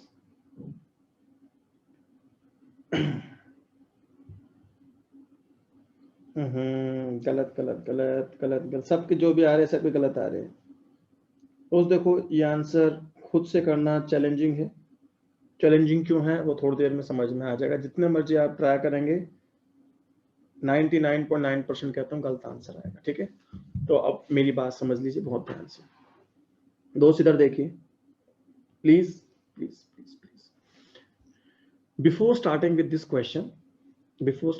क्वेश्चन, मैं आपको क्वाज़ाइलिनियर एक बार याद दिला देता हूँ क्या होता है। यहाँ पे हम, आपने अपने ग्रेड में पढ़ा होगा एक एग्जाम्पल नेसेसिटीज करके लिया होगा, मान लो log x प्लस वाई, ऐसा एग्जाम्पल लिया करते थे आप, है ना? ठीक है, कुछ हम डेटा ले लेते हैं आपको समझाने के लिए। मान लीजिए मैंने कहा आपके पास जो मनी इनकम है वो 100 रुपये है, प्राइस ऑफ x 20 रुपये है, प्राइस ऑफ y 10 रुपये है, ठीक है। ऐसी कुछ मान लिया हम लोगों ने, या इसको 40 मान लेते हैं, ठीक है, कुछ भी हम मान सकते हैं। हमने कहा जी इक्विलिब्रियम कंडीशन लिखी जी हम लोगों ने, MRS is equals to price ratio, convex function होता है, वी नो दिस थिंग। आप लैग्रेंज लगाएं तो लैग्रेंज निकालो, बाकी इससे भी आ जाएगा। तो MRS क्या होता है जी, MUX अपॉन में MUY is equals to price ratio which is 20/40, that is half. MUX निकालेंगे तो 1/x आएगा, MUY निकालेंगे तो 1 आएगा, तो 1/x इज इक्वल्स टू 1/2, तो x इज इक्वल्स टू 2। तो यहां से हमको एक बात समझ में आती है कि क्वांटिटी ऑफ x तो आ गई हमारे पास, तो x is independent, x is independent of the level of income. That's why it's a quasi-linear utility function। वो कंज्यूमर कहता है कि मेरे को भैया 2 यूनिट x की चाहिए ही चाहिए, इनकम जो मर्जी हो। ऐसे ही है ना, बड़े ध्यान सुनना जो इस आंसर में क्लिक करेगा, ठीक है। वो कहता है 2 यूनिट चाहिए मेरे को, चाहे इनकम जो मर्जी हो। This quantity of x is not the function of income, that's why it's income elasticity is 0, है ना, नॉन लीनियर गुड है ये। भाई एक x कितने में आता है, कहता है जी 20 रुपए का आता है। It means you are going to spend 20 into 2 40 rupees, you are going to spend 40 rupees, 40 रुपए आप खर्च करना चाहते हो x के ऊपर। आपका इनकम 40 हो है, कहता हाँ जी। तो अगर आपकी इनकम 40 रुपए या उससे ज्यादा है तभी तो आप ऐसा कर पाएंगे। मान लीजिए आपकी इनकम 100 होती ही नहीं, आपकी इनकम ही, आपकी जो इनकम है मान लो वो 30 रुपए है, क्वेश्चन में आपकी इनकम 30 रुपीज है, आपने इक्विलिब्रियम कंडीशन से निकाला, वो तो 2 ही आ गया। बोलो आ गया नहीं आ गया?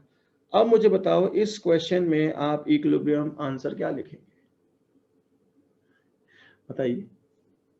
क्या आप 2 यूनिट x की खरीद सकते हो, कहता नहीं।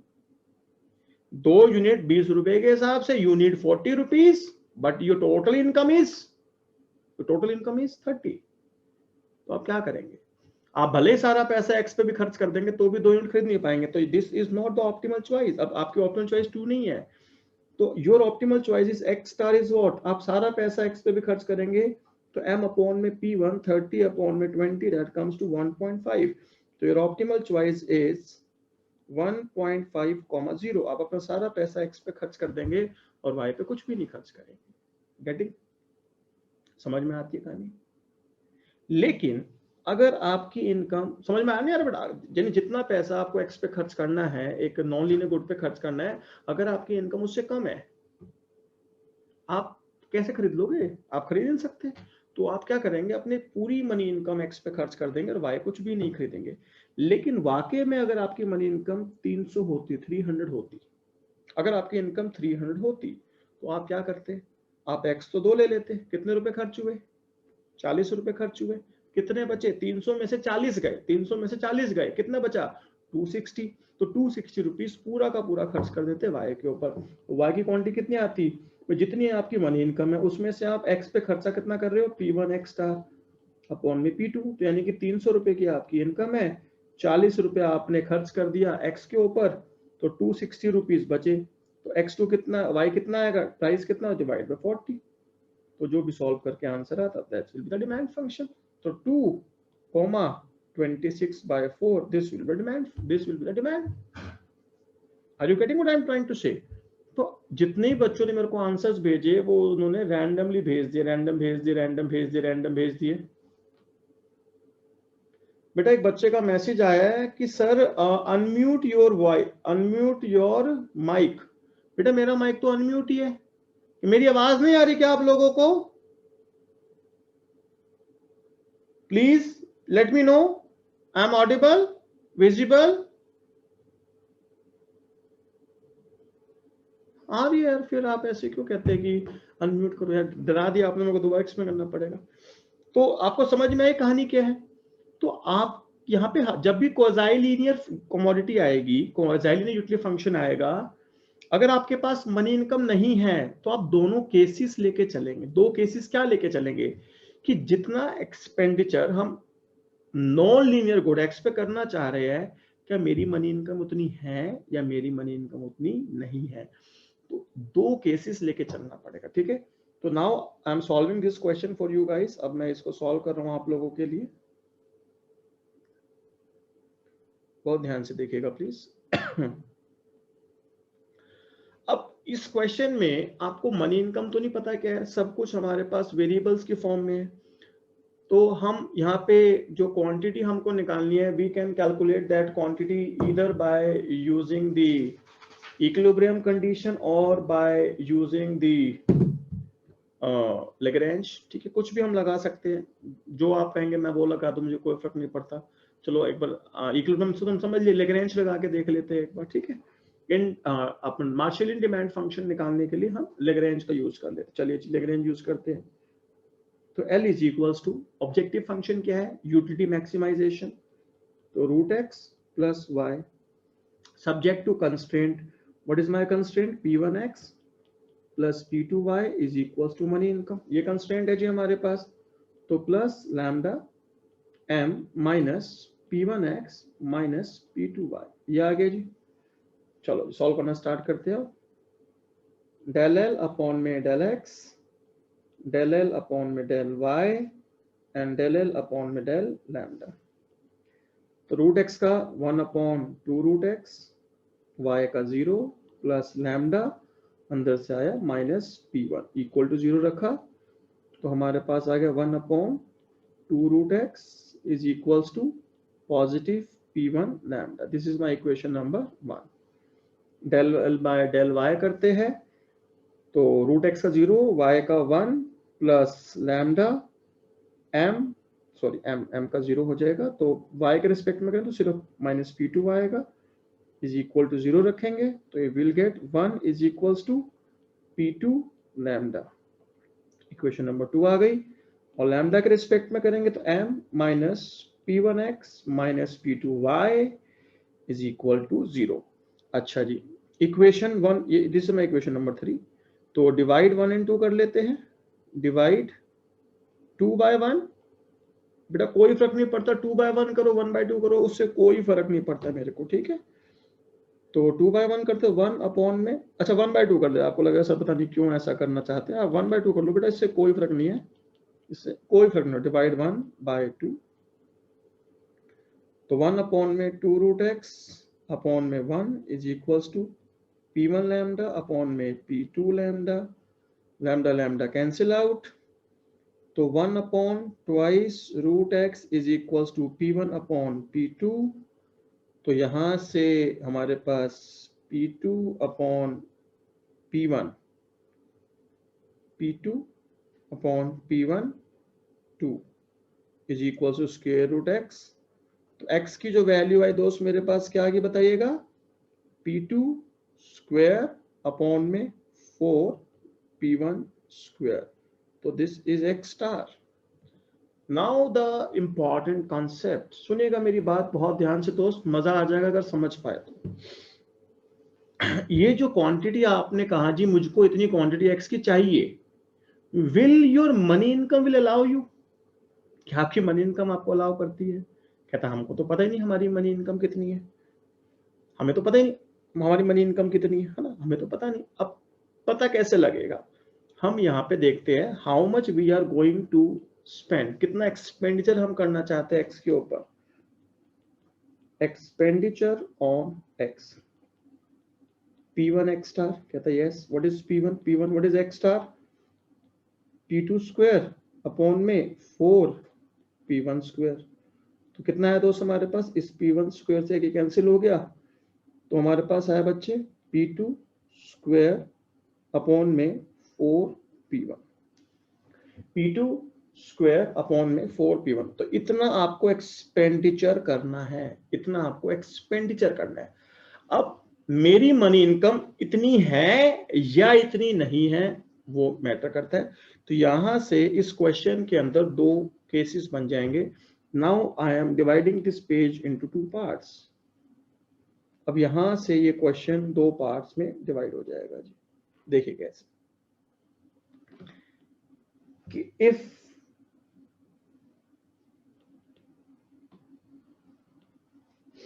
मैं कहता हूं जितना खर्चा मेरे को एक्स पे करना है, जितना खर्चा मुझे एक्स पे करना है, मेरी मनी इनकम इतनी है ही नहीं, इतनी है ही नहीं मेरी मनी इनकम। इफ एक्सपेंडिचर जो मुझे करना है P2 स्क्वायर अपॉन में 4P1, ये जो खर्चा मुझे करना है एक्स पे, this is less than the money income, ये मनी इनकम से कम है या इक्वल है। भाई 40 रुपए खर्च करने हैं, मेरे पास 40 ही है, फालतू है ही नहीं। या तो मेरे पास जितना एक्सपेंडिचर मेरे को एक्स पे करना है, नॉन लीनियर गुड पे करना है, या तो मेरी मनी इनकम उससे भी कम है या मैक्सिमम उतनी है। या दूसरा केस, इफ जितना एक्सपेंडिचर मुझे करना है, my money income is, sorry बेटा, मैं एक्सपेंडिचर बना है, मैं इसमें गलत लिख गया, ये ऐसे आएगा, एक्सपेंडिचर ज्यादा है। फर्स्ट केस में एक्सपेंडिचर ज्यादा है, मतलब जितनी मनी इनकम है, मनी इनकम से ज्यादा आप खर्च करना चाहते हो या बराबर खर्च, my money income is less than the expenditure. और सेकंड केस में बना रहा हूं, my money income is greater then that expenditure. ठीक है, my money income is greater then that expenditure. बेटा एक स्टूडेंट ने मेरे को मैसेज लिखा है कि सर डिनोमिनेटर में P1 का स्क्वायर आएगा।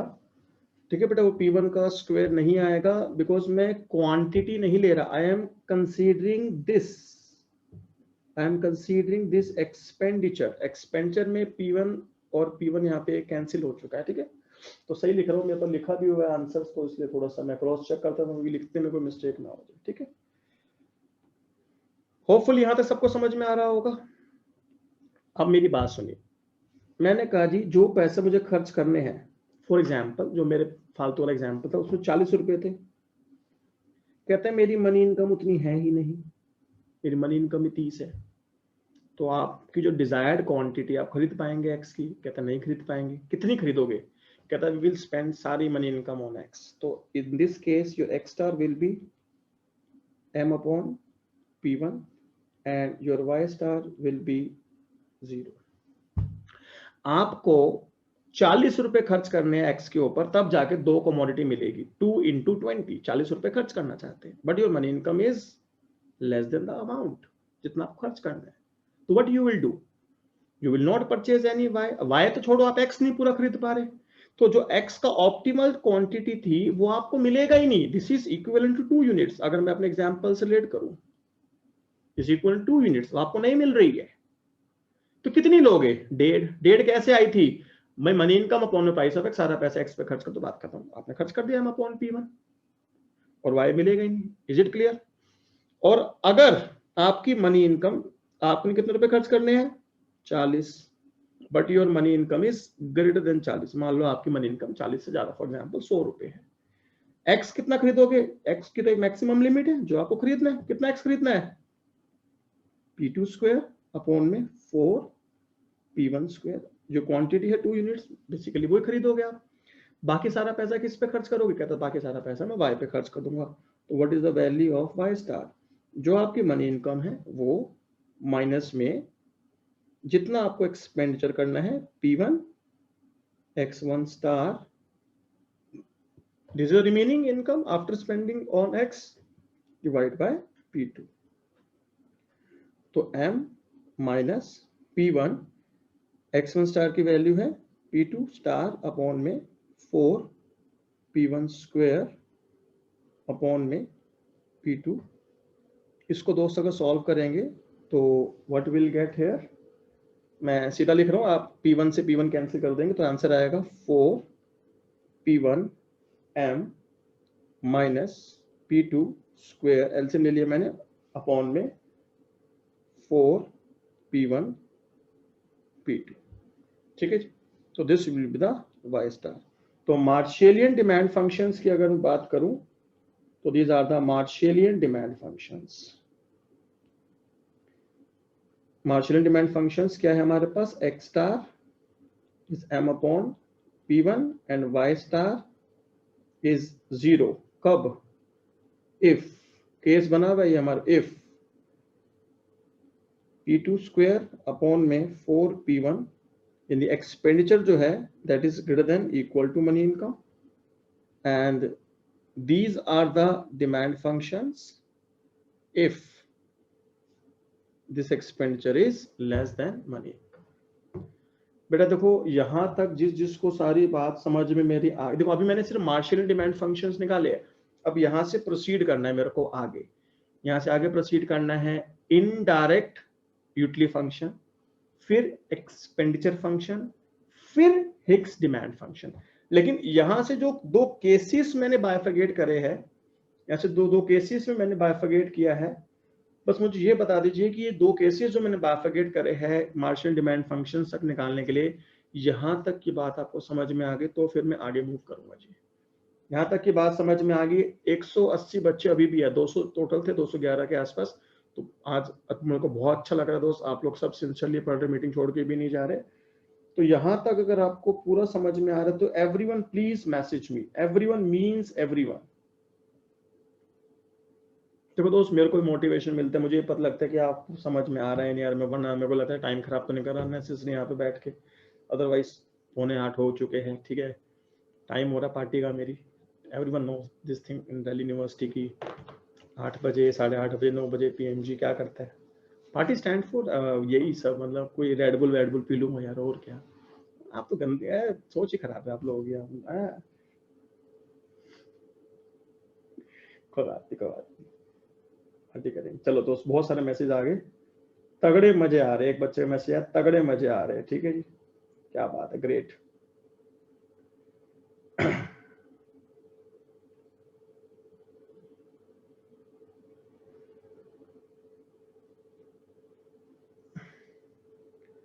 दोस्त एक बच्चे का मैसेज आया है इस टाइप के कंटेक्स्ट में, ये बेटा यहां पर मैंने क्वांटिटी पुट करनी है, एक्सपेंडिचर नहीं।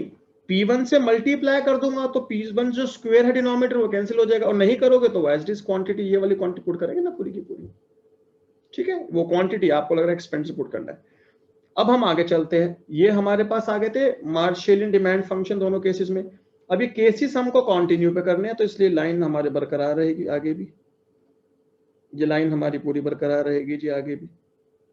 देखो जी आगे कहानी क्या है, मार्शियन डिमांड फंक्शंस के बाद क्या निकालना है दोस्त हमें, हाँ जी मार्शियन डिमांड फंक्शंस के बाद क्या निकालना है हमको, बताओ क्या आता है, जो बता नहीं रहे क्या सर, हमें पता है इनडायरेक्ट यूटिलिटी फंक्शन।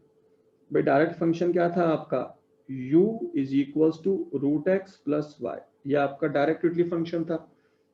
तो इनडायरेक्ट क्या आएगा, u is equals to root x, what is the value of x, m upon में p1 root x plus Y कितना है 0। तो लिखो ना लिखो बात बराबर है, तो मैं हटा देता हूं जी।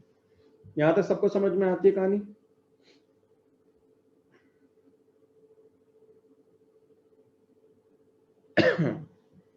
रूट एक्स प्लस वाई, तो एक्स, बेटा एक बच्चे में ऐसे सर एक्स ले ही नहीं पाएंगे दोस्त, एक्स तो ले पाएंगे वाई नहीं ले पाएंगे, ठीक है। तो रूट एक्स प्लस वाई, तो एक्स का मतलब m अपॉन ये डिमांड फंक्शन हमने पुट कर दिए यहाँ पे, ये आ गया। और यहाँ पर अगर आप देखेंगे इस वाले का root x, what is the value of x, क्या वैल्यू थी जी एक्स की मेरे पास, p2 स्क्वायर अपॉन में 4p1 स्क्वायर। देखो ये एक्स की वैल्यू है, square root of x plus y, what is the value of y, ये दी वैल्यू वाई की, 4p1m minus p2 square upon में 4p1 p2। तो ये दोस्त हमारे पास आए हैं जी इनडायरेक्ट यूटिलिटी फंक्शन। इसको थोड़ा सा राइट वाला थोड़ा सिंप्लीफाइड कर लेते हैं, बहुत टेढ़ा मेढ़ा लग रहा है। p2 स्क्वायर स्क्वायर रूट से बाहर आएगा, it will remain p2, it will 2p1, p2 upon में 2p1 हो गया, और यहां से तो एज इट इज रहेगा 4p1m minus p2 square upon में 4p1 p2। अगर हम इसका एलसीएम ले लेते हैं तो that comes to 4p1 p2, 2p1 तो 2p2 आ जाएगा, तो 2p2 इंटू p2, तो 2p2 square plus 4p1m minus p2 square, that comes to p2 square plus 4p1 upon में m, 4p1 p2। ये आपकी u की वैल्यू आ गई है, नीचे कोई दूसरी क्लास आ गई है, रुको रुको, यहाँ पे पेज ऐड कर लेता हूँ मैं एक।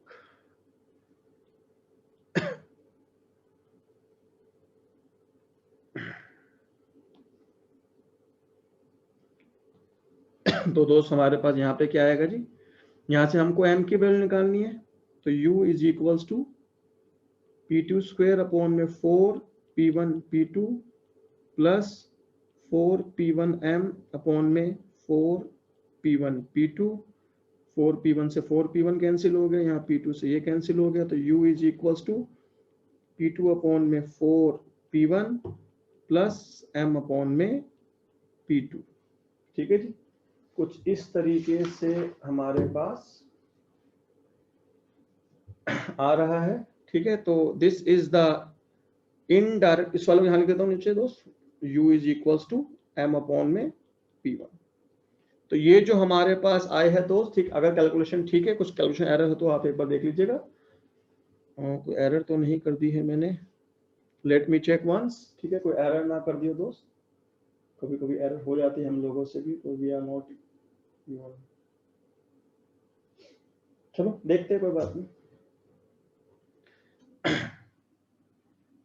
तो फिलहाल हमारे पास, बेटा देखो कोई कैलकुलेशन एरर हो तो एक बार प्लीज आप लोग चेक करवा लीजिएगा। ठीक है, देखो हो सकता है कैलकुलेशन एरर हो गई हो, नॉट अ बिग डील, मैं फिर भी एक बार क्रॉस चेक कर लेता हूँ। p2 स्क्वायर प्लस 4p1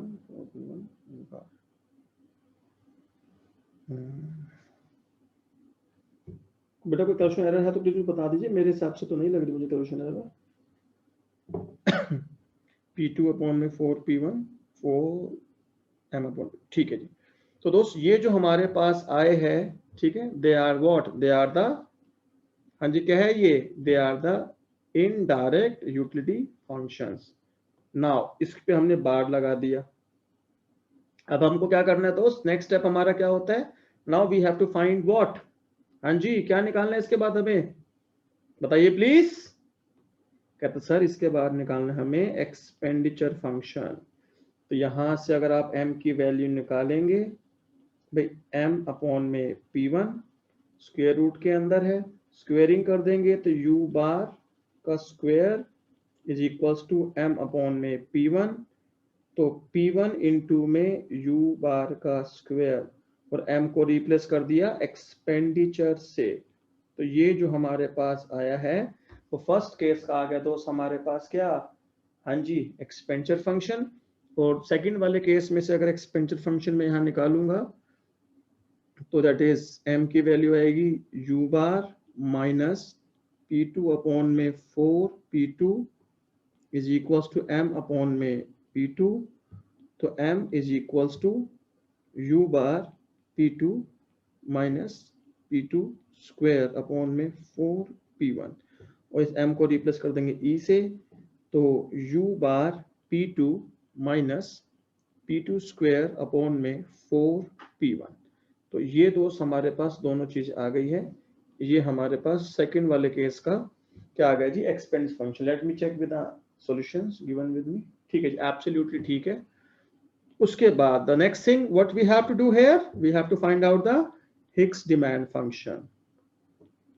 तो यहां से XH और YH कैसे निकलेगा जी, डेल E अपॉन में डेल P1। तो P1 के रिस्पेक्ट में करेंगे तो U बार स्क्वायर आ जाएगा, और डेल E अपॉन में डेल P2, P2 के रिस्पेक्ट में करेंगे, P2 इसमें है ही नहीं तो answer will be 0। They are the Higgs demand function for the case 1। और सेकंड में अगर निकालेंगे XH is equals to del E upon में डेल P1, P1 के रिस्पेक्ट में अगर आप करते हैं फर्स्ट टर्म में से कुछ मिलेगा नहीं, सेकंड टर्म आपके पास गिवन है P2 स्क्वायर अपॉन में 4 नेगेटिव 1 अपॉन P1 का derivative minus 1 upon P square, तो ये पॉजिटिव हो जाएगा अपॉन में P स्क्वायर मतलब P1 का स्क्वायर। तो आंसर आ गया P2 स्क्वायर अपॉन में 4 P1 स्क्वायर। और YH क्या आएगा दोस्त मेरे पास, डेल E अपॉन में डेल P2, तो P2 के रिस्पेक्ट में करेंगे तो यहां से आएगा U बार, और वहां से P स्क्वायर 2 का क्या हो जाएगा बच्चे हमारे पास 2P2 है ना, P स्क्वायर 2 का हो जाएगा 2P2, तो P2 और एक 2 से 2 नीचे कैंसिल हो जाएगा, तो 2 अपॉन में P1, तो P2 अपॉन में 2P1।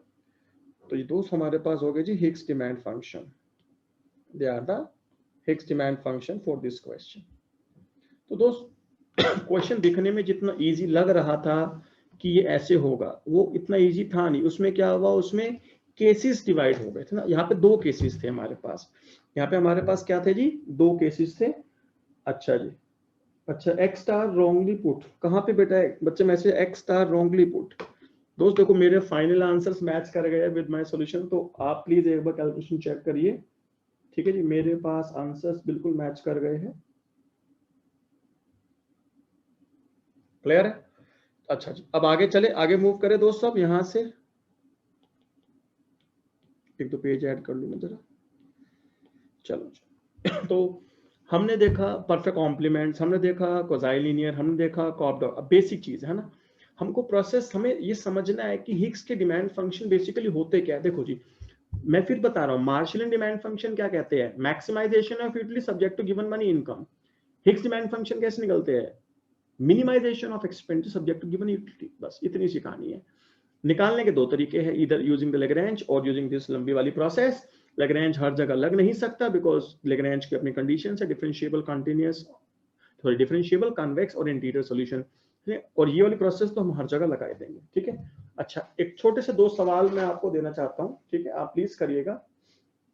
अच्छा एक तो होमवर्क मैं आपको दे रहा हूँ, प्लीज होमवर्क नोट करो। आप सबको क्वेश्चन करके मेरे को भेजना है ये। ठीक है, फिर मैं आपको सॉल्यूशन भेजूंगा, और अगर सबको नहीं समझ में आएगा तो फिर नेक्स्ट लेक्चर जो लूंगा उसमें एक्सप्लेन कर दूंगा।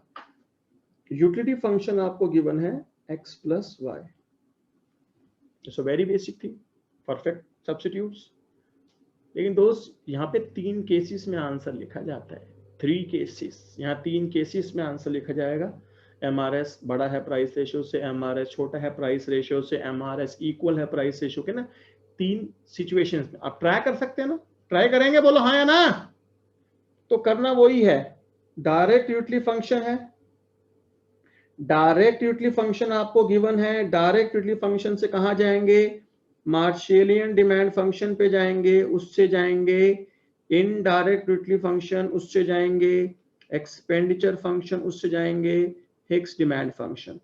लेकिन हर चीज 3 बार निकलेगी। 3 बार क्यों निकलेगी, केस 1, केस 2, केस 3। केस 1 में क्या निकलेगा, if MRS is greater than price ratio, if MRS is less than price ratio, if MRS is equal to price ratio। ठीक है दोस्त, तो हर चीज डायरेक्ट फंक्शन गिवन है, तो 3 बार निकलेंगे आपके मार्शल डिमांड फंक्शन, 3 बार IUF निकलेगा, 3 बार एक्सपेंडिचर फंक्शन, और 3 ही निकलेंगे आपके हिग्स डिमांड फंक्शन। एक ये पूरी चार्ट आपको कंप्लीट करके मेरे को आंसर भेजना है।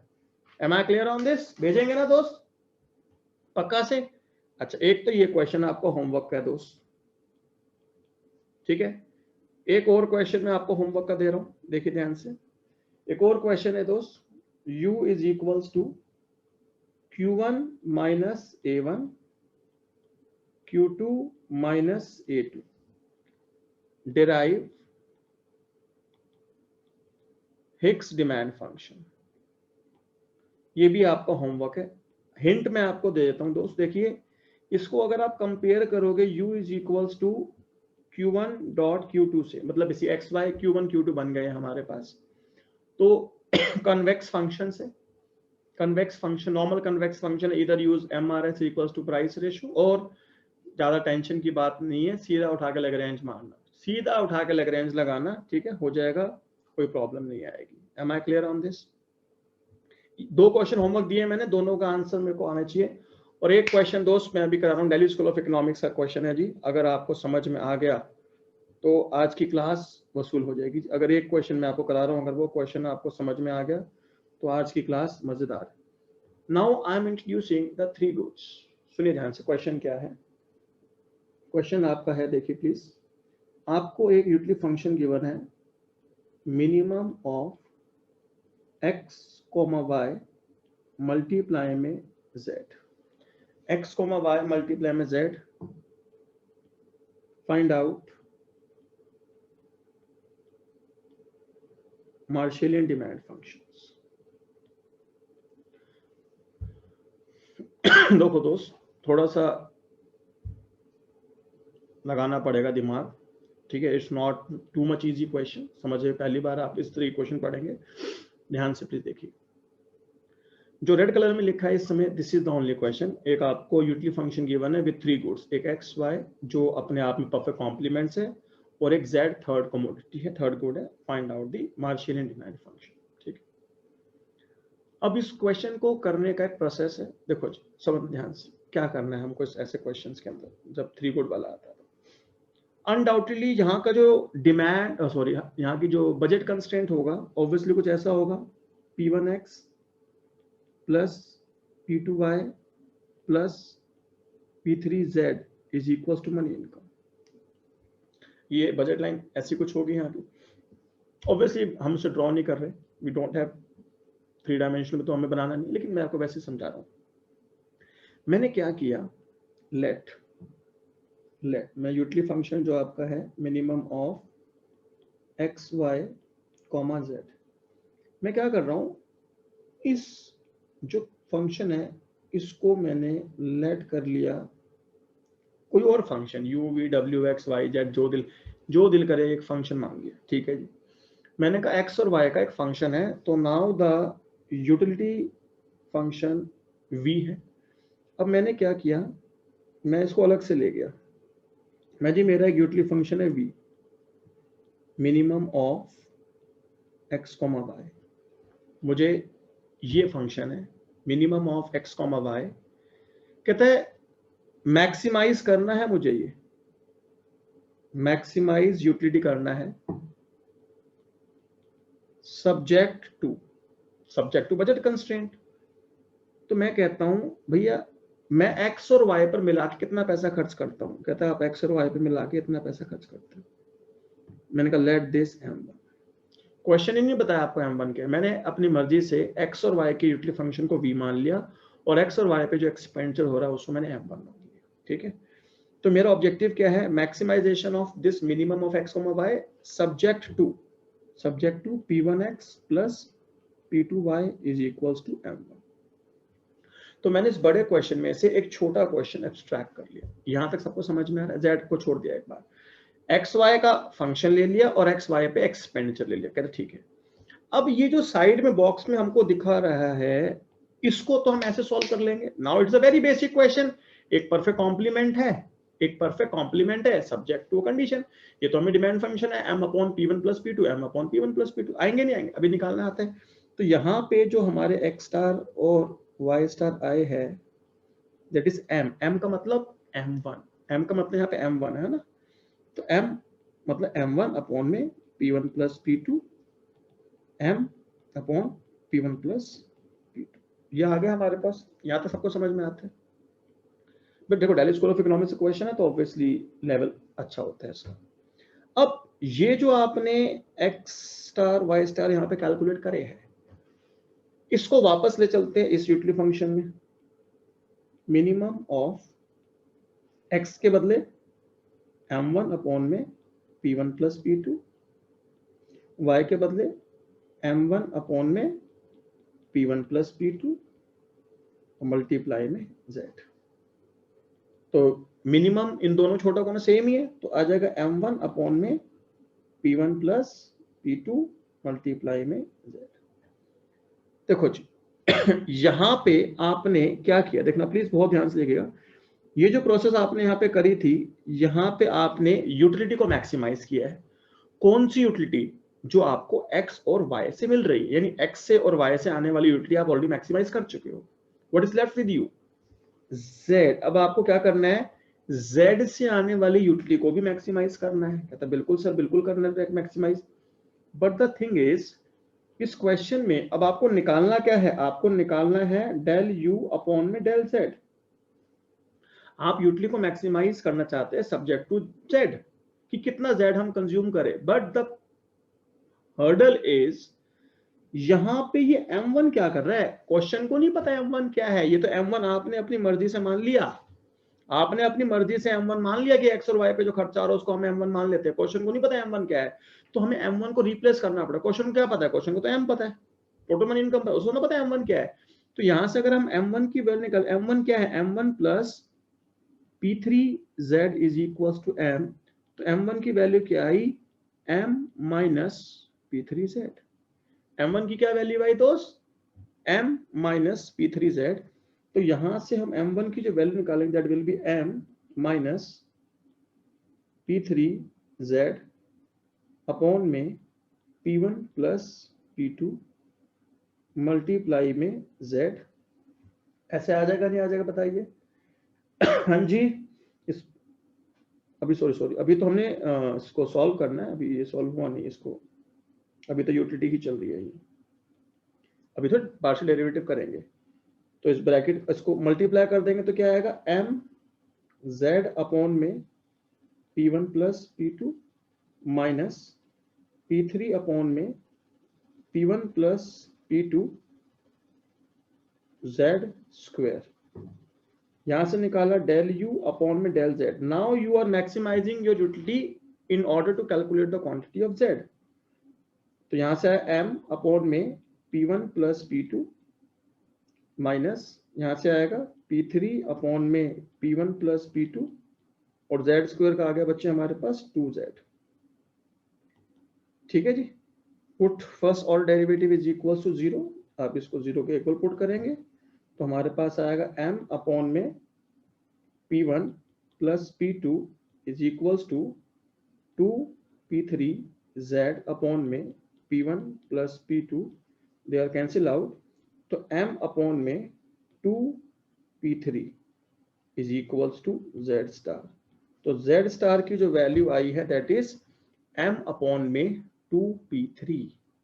z स्टार की जो वैल्यू हमारे पास आई है बच्चे दैट इज m अपॉन में 2p3। यहां पे सबको समझ में आती है? अच्छा, अभी हमारा आंसर x और y के आए नहीं है, कहते क्यों नहीं आए, because they are in the terms of m1। हमें तो m1 क्वेश्चन ना पता है m1 क्या है, तो हमें m1 की वैल्यू निकालनी पड़ेगी। देखो जी, यहां से हमने m1 निकाल, m1 क्या है, कहते हैं m माइनस p3z स्टार।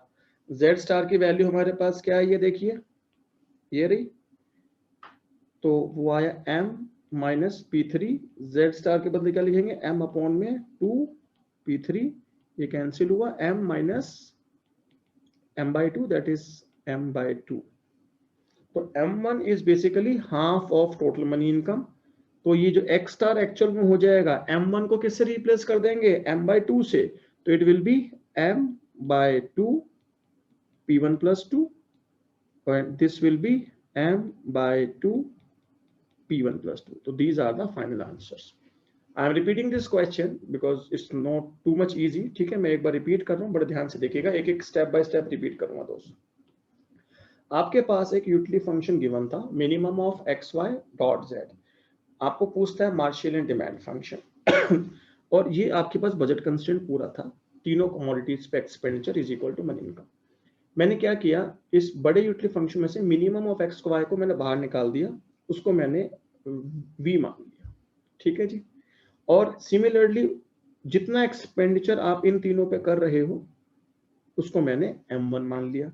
तो मेरे पास ये बॉक्स बन के रेडी हो गया एक। इसके अंदर मैंने क्या किया, maximization of this extracted utility function subject to expenditure m1 on x and y, कि आप x और y पर टोटल खर्चा कितना कर रहे हो, m1 कर रहे हो। उसकी हेल्प से मेरे पास ये दोनों आंसर आ गए, ये हमको पता कैसे आए। ठीक है, यहां तक हमारे पास आ चुका है। इसको मैंने इस मेन यूटिलिटी फंक्शन पुट किया और वहां से यूटिलिटी फंक्शन को निकाल लिया only in terms of z। Now I would like to maximize this utility function for the value of z, but here the problem is this m1। हमें m1 नहीं चाहिए क्योंकि m1 क्वेश्चन को पता नहीं क्या है, तो हमें m1 को रिप्लेस करना है। तो यहाँ से हम बजट लाइन पे गए, यहाँ पे m1 प्लस p3z, यहाँ से m1 की वैल्यू निकाली, यहाँ से m1 की वैल्यू निकाल के हमने यहाँ पे सब्स्टिट्यूट कर दी। Now differentiate this utility function with respect to z, partial derivative लगाया, फर्स्ट और डेरिवेटिव को 0 के इक्वल पुट किया, तो z स्टार की मेरे पास वैल्यू आ गई। इस z स्टार की वैल्यू हमारे पास आ गई है। इस z स्टार की वैल्यू मैंने क्या किया, m1 जो हमने निकालता वहां पे सब्स्टिट्यूट किया, तो will get the value of m1 in terms of m, और ये वाली m1 की वैल्यू फिर x स्टार और y स्टार में लेके गए, तो finally we will get the value of x star y star. तो फाइनल आंसर जो हमारा मार्शियल डिमांड फंक्शन आ रहा है वो x स्टार क्या है दोस्त हमारे पास, m/2 p1 plus p2, y star क्या है जी, same m/2 p1 plus p2, और z स्टार हमारे पास क्या है जी, m/2 p3। तो these are the Marshallian demand function for this particular question। ठीक है जी, होपफुली सबको यहाँ पे बात समझ में आ रही होगी। ठीक है, तो एनफ फॉर टुडे। ठीक है, कल 6:30 बजे Rahul sir will take the class. अगर आप में से कभी भी किसी के पास मेरा फोन नंबर नहीं है तो प्लीज इस नंबर को सेव कर लीजिए, मुझे मैसेज ड्रॉप कर दीजिए फ्यूचर में अपडेट्स के लिए। छोटा सा मेरा नाम है PMG। I am repeating my words. जिसको ज्वाइन करना है डिटेल्स लिख के मेरे को व्हाट्सएप कर दीजिए, I will forward you the bank details. ठीक है, आप फीस जमा करा के क्लासेस को कंटिन्यू कर सकते हैं। Thank you so much, take care, खुदा हाफिज, बाय बाय।